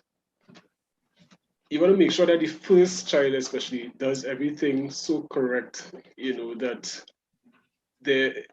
you create a disconnect with that child, you know. And I found it happening. I found it happening, especially with my daughter. You know, you want to make sure that, you know, you correct this first one so that, you know, the others that follow, you know, they grow up knowing the correct thing. That is somewhat from a little disconnect with each other. So what I started doing recently is listening a little bit more. Listening a little bit more to her concerns and listening a little bit more to what she has to say instead of, you know, having a foregone conclusion as to, you know, what she may be thinking. You know, you might have to listen to what she's actually going to say instead of just trying to finish the sentence. Well, you know, is the first one you haven't. Usually, you have all the energy for the first one. Yeah. Collect and to discipline, And by the time it's the sixth one, you don't have the kind of time. So it's not that you're spending less time, it's just that you don't have the time and the energy. Yep. Just hope that you don't fall through the cracks, you know. But you know, you didn't ask this really, but your children are ready to enjoy your children. Right. And because sometimes we parents, we put it off until our grandchildren come, and we spend not all the time, we spend a lot of time just enjoying them, not disciplining, not controlling, etc. But God has given us our children really to enjoy while we train and discipline and show them how to live a successful life in the future. Yes, and I just want to engage our participants. Leroy, do we have any comments in the Zoom chat or YouTube before we move on? No, we would have addressed most of them already. Okay, lovely. Okay. So we want to draw focus on sexuality. So I would ask Ariel this question first, and then we'll move on to the other panelists. So, you know, at this age, I believe it could be 15, 16, maybe going on 17, right? So you would be approached by the opposite sex. So growing up, how would you say your dad taught you about the opposite sex and how to interact with them? And so with that, are you able to relate to the opposite sex? Okay, so one memory I have in particular is, you know, my dad telling me there will always be time for boys, you know, and yes, it's okay to have male friends, but try not to be exclusive too young. And my dad doesn't really talk to me about males, but what I think that he does, which is far more meaningful, is lead by example. The relationship that he has with my mother and the way that he relates to me tells me everything that I need to know about how I should be treated by males and how I want to be approached and related to. And I guess you can say I'm a daddy's girl or whatever.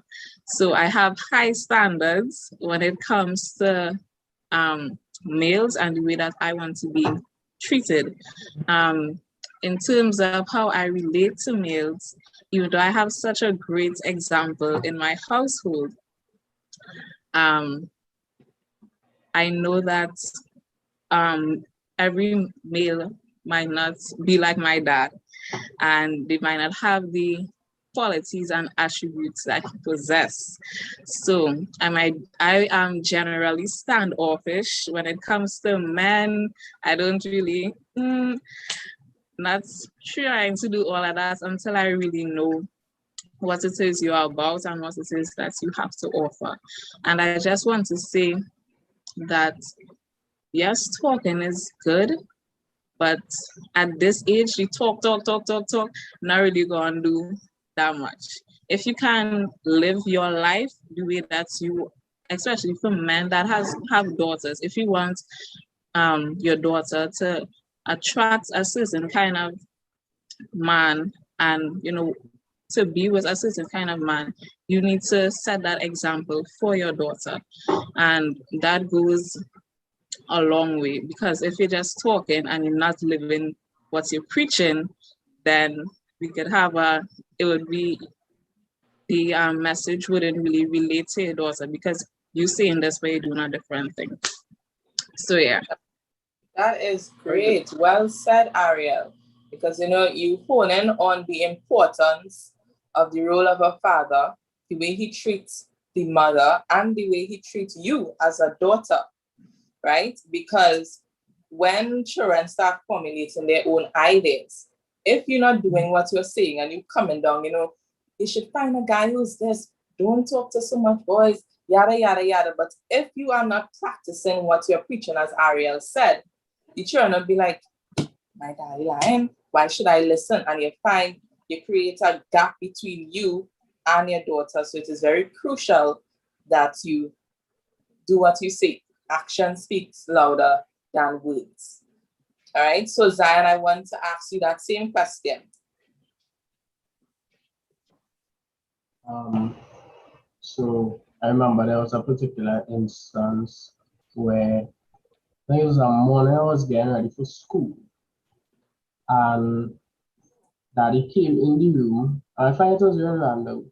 He came in the room and he asked me about somebody. I can't remember who it was, but he asked me about somebody. And I said, like, how they going? And I said, and she good or whatever thing. You see, I said, girlfriend. I said, no, that's our girlfriend. He was like, it's okay to like girls. No, I wanted to like girls. It's okay if you like somebody and tell you and whatnot. And I will never forget that, because that morning that was so funny to me. I had really laughed a lot, but is the message was received. You know, like is a lot of okay. So when it comes to young people these days, the message is being pushed a lot.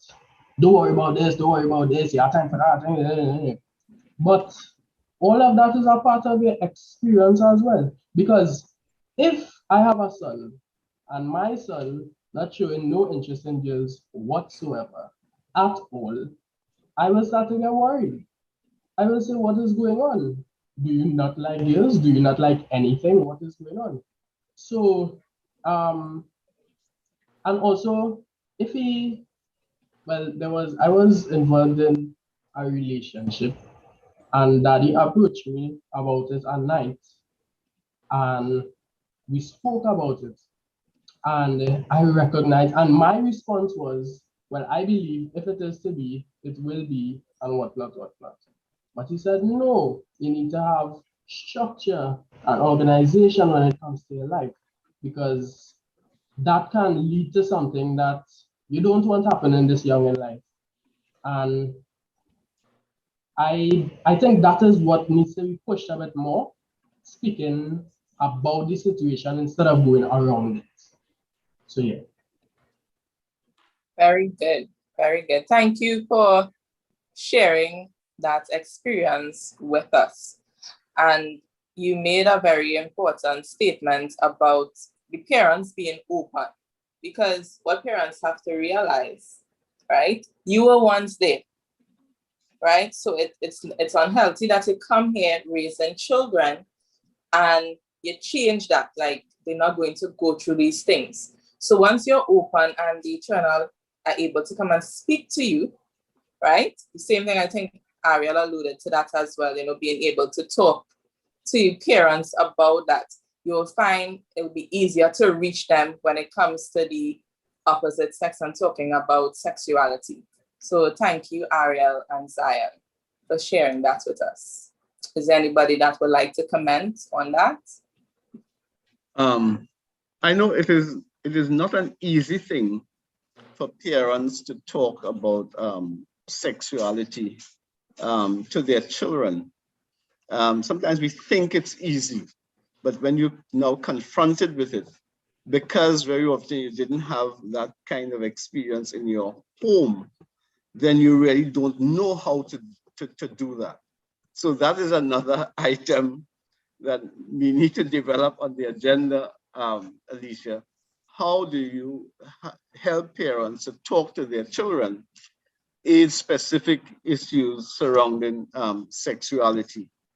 I was very involved in the AY Society when my children were growing up, and we had a lot of programs from Morvan to San Fernando, wherever I was, on relationships and sexuality. And I remember having conversation with my sons, in fact, with all of them, about the relationships that they were having. And some of the relationships which I thought were totally inappropriate, or they were with individuals who would not have added value to their lives. And I think so selecting somebody was always critical in my conversation, and certainly Carol's conversation with them, saying this girl would not take you from point A to point B, but she would take you from point A to minus whatever that is. And we did that with both the girls and also, I think, with the boys.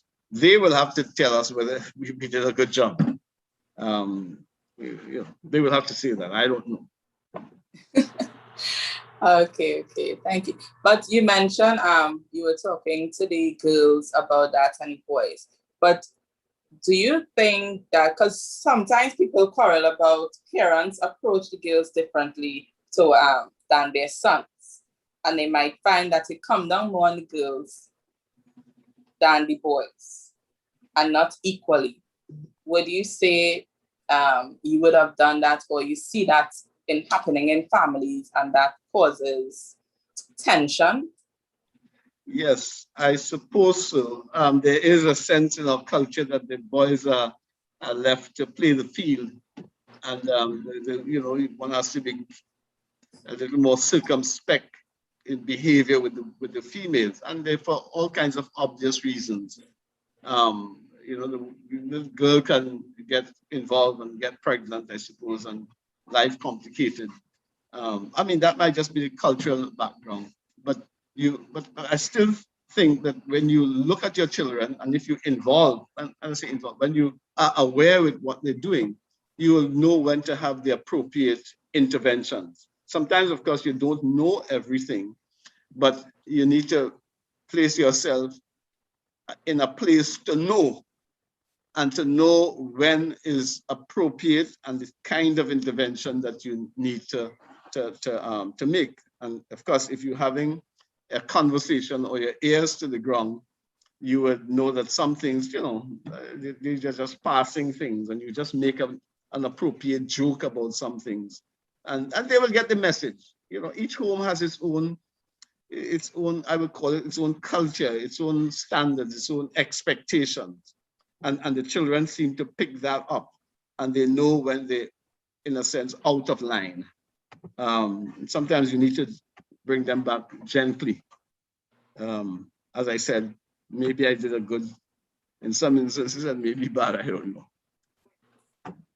I saw your daughter Monique said that she entered the chat as I asked that question. She said what? She just said she entered the chat as I asked that question. Well, she should probably comment, to give feedback. I don't know. Yes, she can. So Monique, if you want to comment, I see we have 3 hands. Yeah. So we will take Pastor Phillips, Brother John, and then Aria. So go ahead.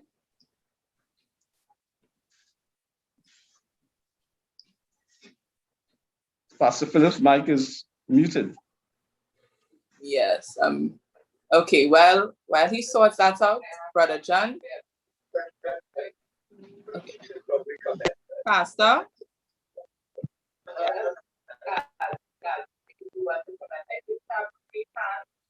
So we will take Pastor Phillips, Brother John, and Aria. Oh, okay. It seems that he's listening to it from. Okay. Yes. You were talking about age appropriate involvement in terms of. I said you were talking about age appropriate information in terms of the children. One of the cues is that they would begin to ask some questions that would help you to know where they are as far as their knowledge is concerned. And so that can be a starting point. They would ask maybe about certain parts of their body. They want to know what is involved in terms of those body parts, etc. But parents have to have a deliberate plan as to how they will approach this matter, especially when you have boys and girls. It is easier to talk to your children if you are close to them.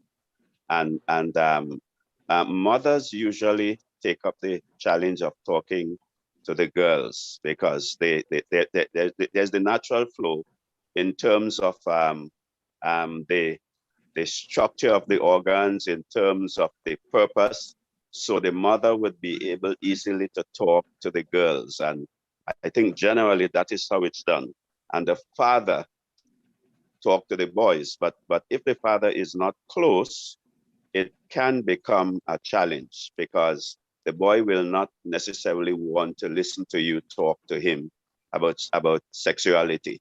So one of the keys is that parents have to be close to their children, and that mothers will talk with their daughters. If the daughter asks the father a question, certainly he would answer, but mothers usually are the ones to transmit that aspect of sexuality to the girls and the father to the boys.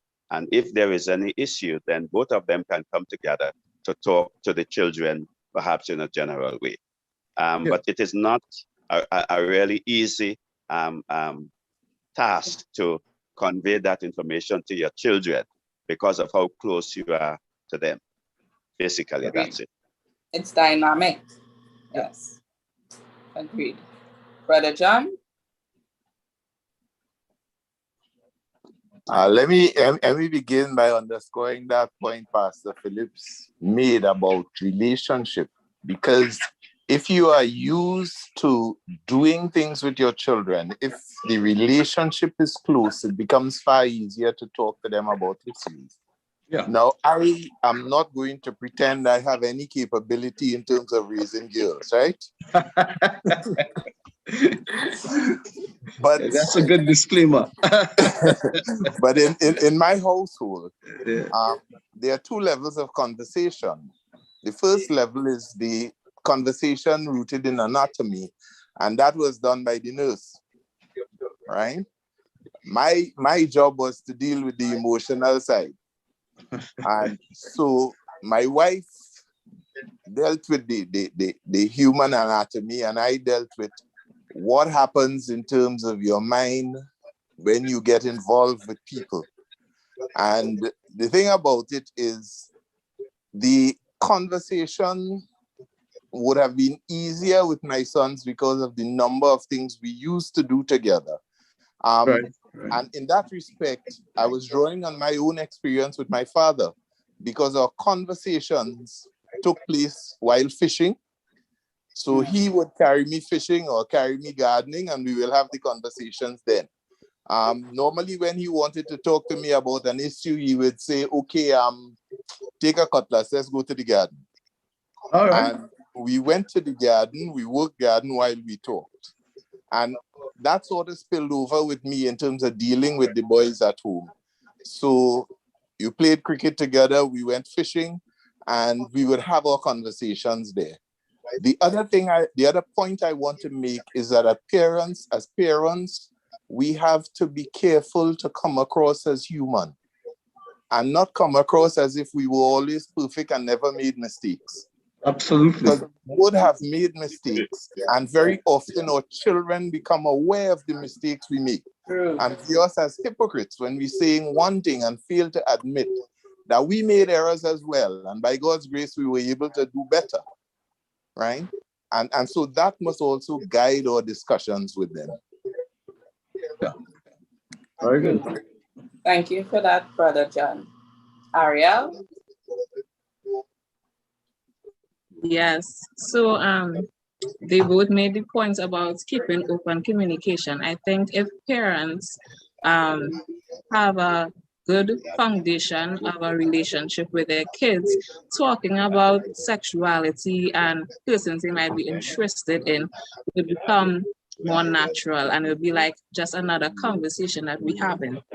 And I think if parents avoid talking about sexuality and boys and girls, then the children will never come to talk to them about it.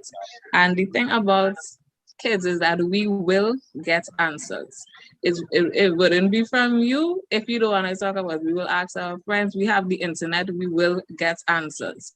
So it's actually better for you as a parent to actually tell us first, and so that we can get your experience, a biblical point of view as well.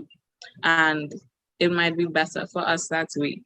And another thing is trust and confidentiality. If you go to your parents and then next thing you know, your aunt's calling you, your granny calling you. Ariel, I hear it says you have a boyfriend, I hear this, that, and that. I will never tell you anything again in life. So I think that it should be kept private. You know, teenagers, as you all love to say, teenagers love their privacy, and even more so with things like this. And the last thing I want to say is that we really shouldn't show any bias between boys and girls. In our society, we praise boys for, you know, dating, and there's like, yeah, you know, but for girls, it's like, why she even no study your work, focus on your books? Because I think in the back of our heads, we see a girl with a boy and then we see her pregnant 2 weeks later. And that may not always be the case. I think the same standard we hold boys to, we should hold females to. And then if you think there's a problem with that, maybe you should lower or not hold boys to that certain standard of, you know, going around, you know, mingling. If you think it's going to be a problem for the girls to do the same. So yes. Very good. It's about striking a balance. Very good, Ariel. Thank you for that contribution. Leroy, I see your hand is up. Yes. So I just wanted to read out Monique's comment in the chat. She said that she agreed. Parents need to be open with children on these topics from an early age. Parents need to have relationships with their children so it's easier for the children to talk to them on the topic to be effective. So thanks for that comment very much, Monique. And we also highlight the persons who are making comments on YouTube. We really appreciate your feedback as well. Personally, what it is I wanted to say, especially since today is a Father's Day focus type of program, is that, like, well, Brother John would have mentioned that in his home, while he didn't have girls, the mother would have focused on the anatomy part of it, and he would have focused on the emotional part of it. But I would like to champion that that way of doing things also for fathers and their daughters. As a daughter, I have a very close relationship with my dad, and really and truly, when anything would have happened in my life, he was the first person that I spoke to. And it is very interesting because it's the opposite of what would usually happen in the home. Usually girls would talk to their mothers about certain things, but we would have built a type of relationship over the years where I felt so comfortable in my little self, you know, to go and tell him about these things. And I mean, really and truly, I didn't know how he would respond to it. But his response to me was so reaffirming in that, you know, he was so concerned about how I felt emotionally and, you know, how I was feeling about the experience and what I thought about myself and all of those kind of things, that it strengthened my resolve in who I am as a person. And I think that young women, young ladies, young girls coming up, they need their father or whoever the father figure is in their life to reaffirm them and their values. So I would admonish fathers to, yes, it might be uncomfortable to have that kind of discussion with who you might consider your little girl, but she needs to have that from you, because when she don't get it at a young age from inside of the home, and especially from the male figure that she looks up to, she will go outside seeking it. And most men, I mean, we know, right? I don't need to get into that, but I just really wanted to say that is important. It's not cultural, it's not a practice. Usually we leave it to the mothers to do, but there is so much value in fathers being able to have those type of discussions about boys and sex and all of those kind of things with their daughters. Can I just come in here? Yes. I think that is a tremendous point. In other words, raising girls and raising boys, there's two different things. And I remember doing this, and this was deliberate. When my girls were growing up, I always used to say, you're looking pretty, you're looking special. When they dress, I will notice them. And I remember one of my daughters telling me of an incident that interaction she had with a particular gentleman when she had to say to him that she gets all that love and attention from her father, and she doesn't need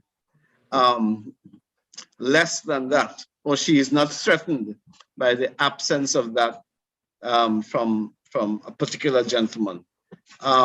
It's only when it's played back that you recognize that, yeah, there is quite some value in how we reassure our daughters that they are pretty, that they are lovely, and that need for that male commendation, they don't need it from somebody who doesn't deserve their love and attention. Very good. Thank you, Brother Boxer. We're coming down to the end of the program. So before we close, we want to ask Kern and Brother Charles, based on your experience, raising children, what advice would you give to the young men coming up to prepare them for fatherhood? All right. First of all, be prepared. Be prepared. That's a kind of broad category, but in every possible way that you could be prepared. As a father, you are called upon to be a good husband. I mean, if you're a good husband within your household, your children would emulate, well, your son would emulate that. And, that's where your legacy starts. If you're a father within your house, if you're a good husband within your household, your daughter will look for somebody just like you, and that's where legacy continues. So be a good husband. The best father you could be is a good husband. The best husband you could be is a good father. So it all goes hand in hand. Preparation, pray a lot that you find a suitable mate, one that is compatible with, one that you feel complete with, one that is compatible with your values, somebody who shares your similar values. You don't want to be teaching your children one thing and then your spouse is teaching them something completely different. So look for somebody with whom you're compatible with, who you could you'll be comfortable spending the rest of your life with. It's my simple views. Well, the older you get, the less advice you give. So the thing about it is that somebody says that the best thing you could do for your children is to love their mother. And that's valuable. And this journey about being a father and a good husband, it's not a science, or perhaps it's both a science and an art. And it is major stuff.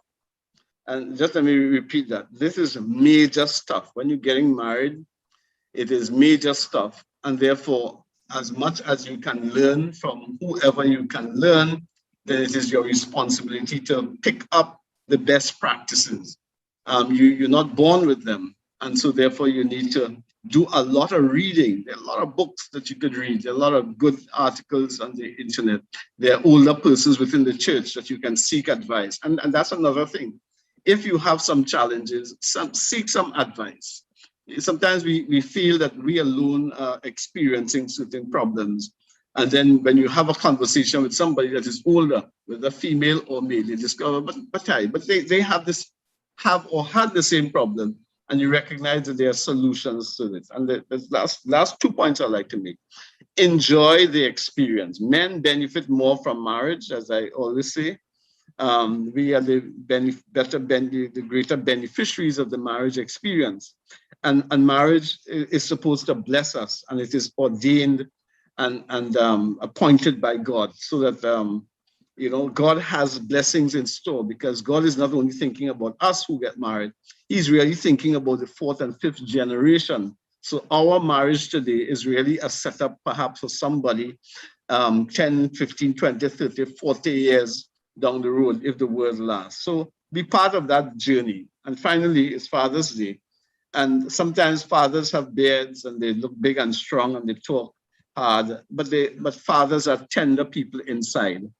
And everybody spends quite some time recognizing the females and the mothers, but the men also need to be recognized, and you know, to make them feel that they have added value to your lives. Agreed. Thank you for that, Brother Boxer. Well said. And yes, Monique? Go ahead, Alicia. Yes, as we continue on the theme of applauding and celebrating fathers, Ariel and Zion, as we come to a close, you can just tell us one thing you really love about your dad and why, and or you can just say something you want to thank your dad for. I'm sure your fathers are both on the Zoom, right? And they're listening. So you could direct this to them and say something positive about them. This is your opportunity. We'll start with Ariel. Okay, so one thing that, I mean, there's a lot to choose from, but one thing that I am thankful for and that I love about my dad is the way that he treats me and that the way he loves me. Just the other day, you know, he came into my room and he was talking to me and, you know, giving me words of encouragement and affirmation and just telling me how proud he is of me. And that was such a long way. And I think commending your kids on progress and just telling them that, you know, they're loved and you're proud of them goes such a long way. And that is something that I am very appreciative of and thankful for. That's really touching. That's really touching. Zion? I'm thankful for his support in the many forms that they come in. I'm thankful for his emotional support, his support when it comes to school, even the background support where sometimes I wouldn't even notice that he's standing looking at me while I'm in class. And, you know, sometimes I'll just look up and say, "You're in a class," and I'll say, "Yeah, in a class." Yeah, cool.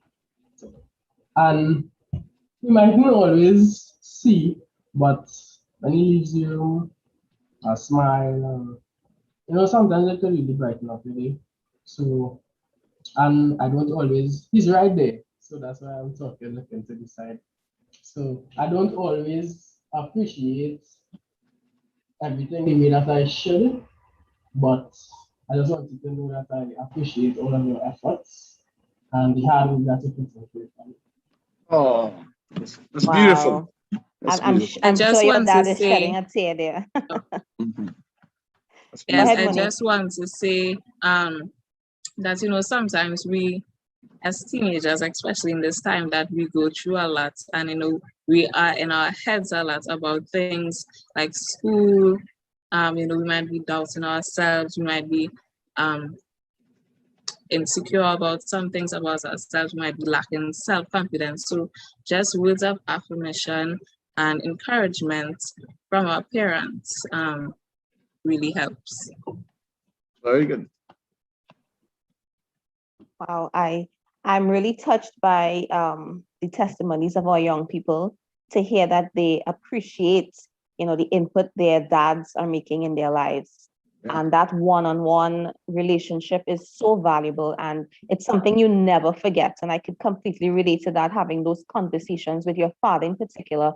It means a lot to show that he cares and he's investing time into your life and every aspect of your life. Even though they may get busy, they still take that time out. So thank you, fathers, for all of the sacrifices that you make.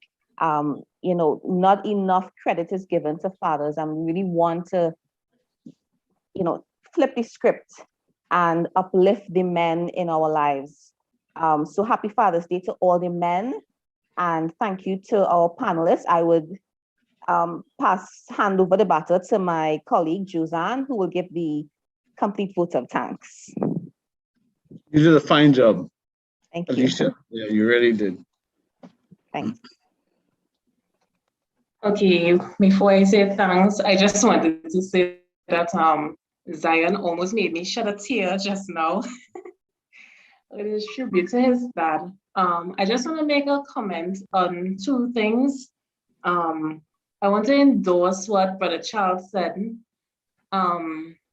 concerning fathers. A perspective was brought to me recently regarding, fathers knowing things. Okay, sometimes you may not have all the information, you may not be fully equipped, and that is okay. You can speak with someone, you can go on the internet, you can read books. If you don't know, try and get in knowledge so that you can help your child, along the path, instead of just remaining in a state of ignorance where you can do more harm than good to your child. You can harm them in the long run. So I just want to endorse that part, that point that Brother Charles made. Also, Zion had mentioned that he spoke about having a bad temper, like a really hot temper, and just really having a hot temper and whatnot. And something else I learned recently was that boys are on drugs. So my son is on serious drugs, and that drug is testosterone. Without warning, they just get it like bam, and they don't even know what to do with themselves.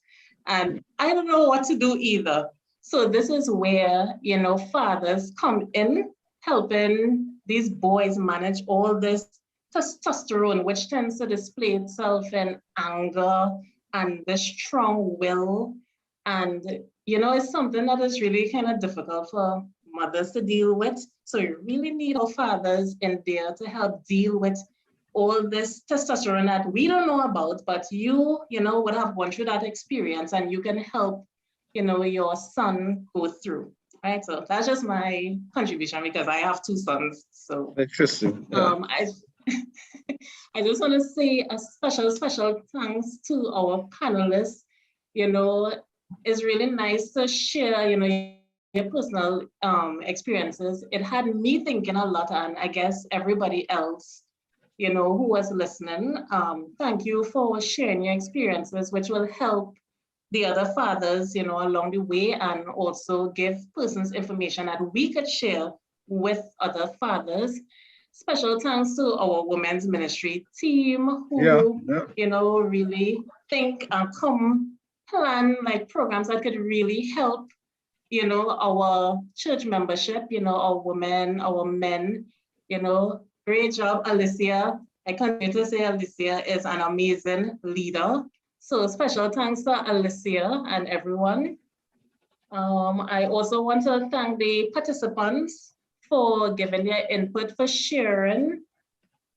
We really learned a lot in this program. And finally, I just want to say a big happy Father's Day to all the dads who have tuned in. Happy Father's Day. I know this year is a really different year.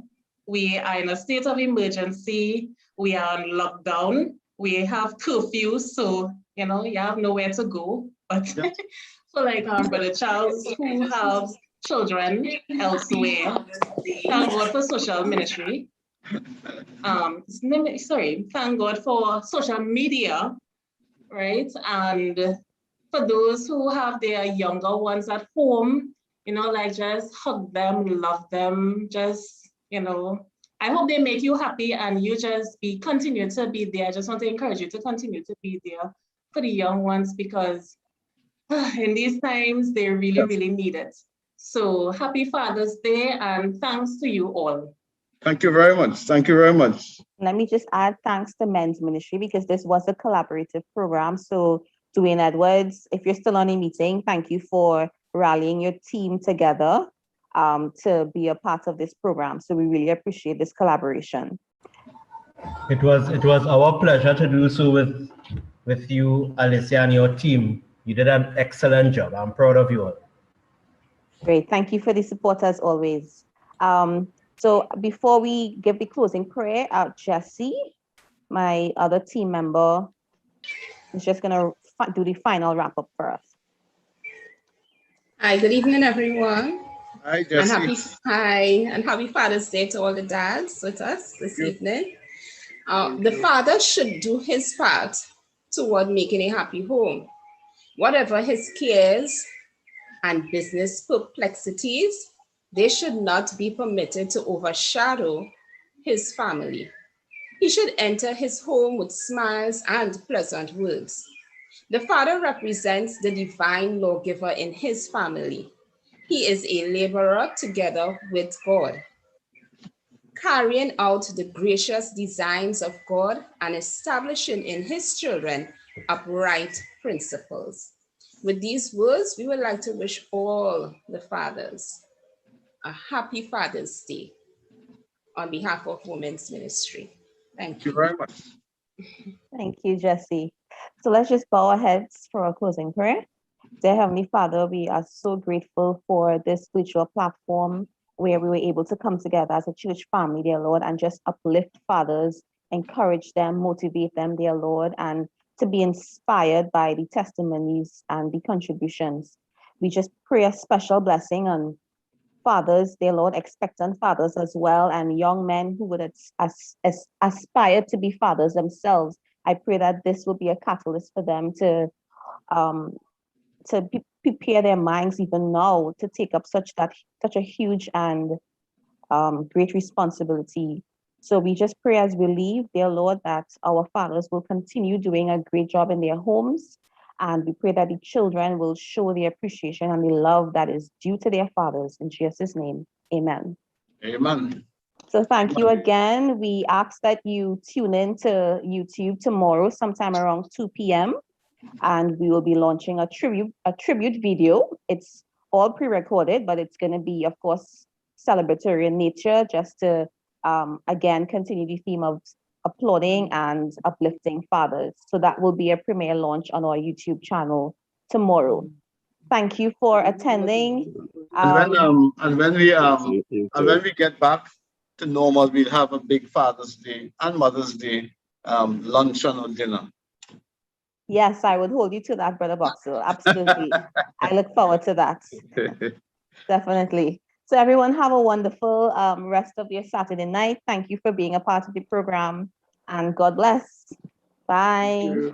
Thank you, too, and God bless.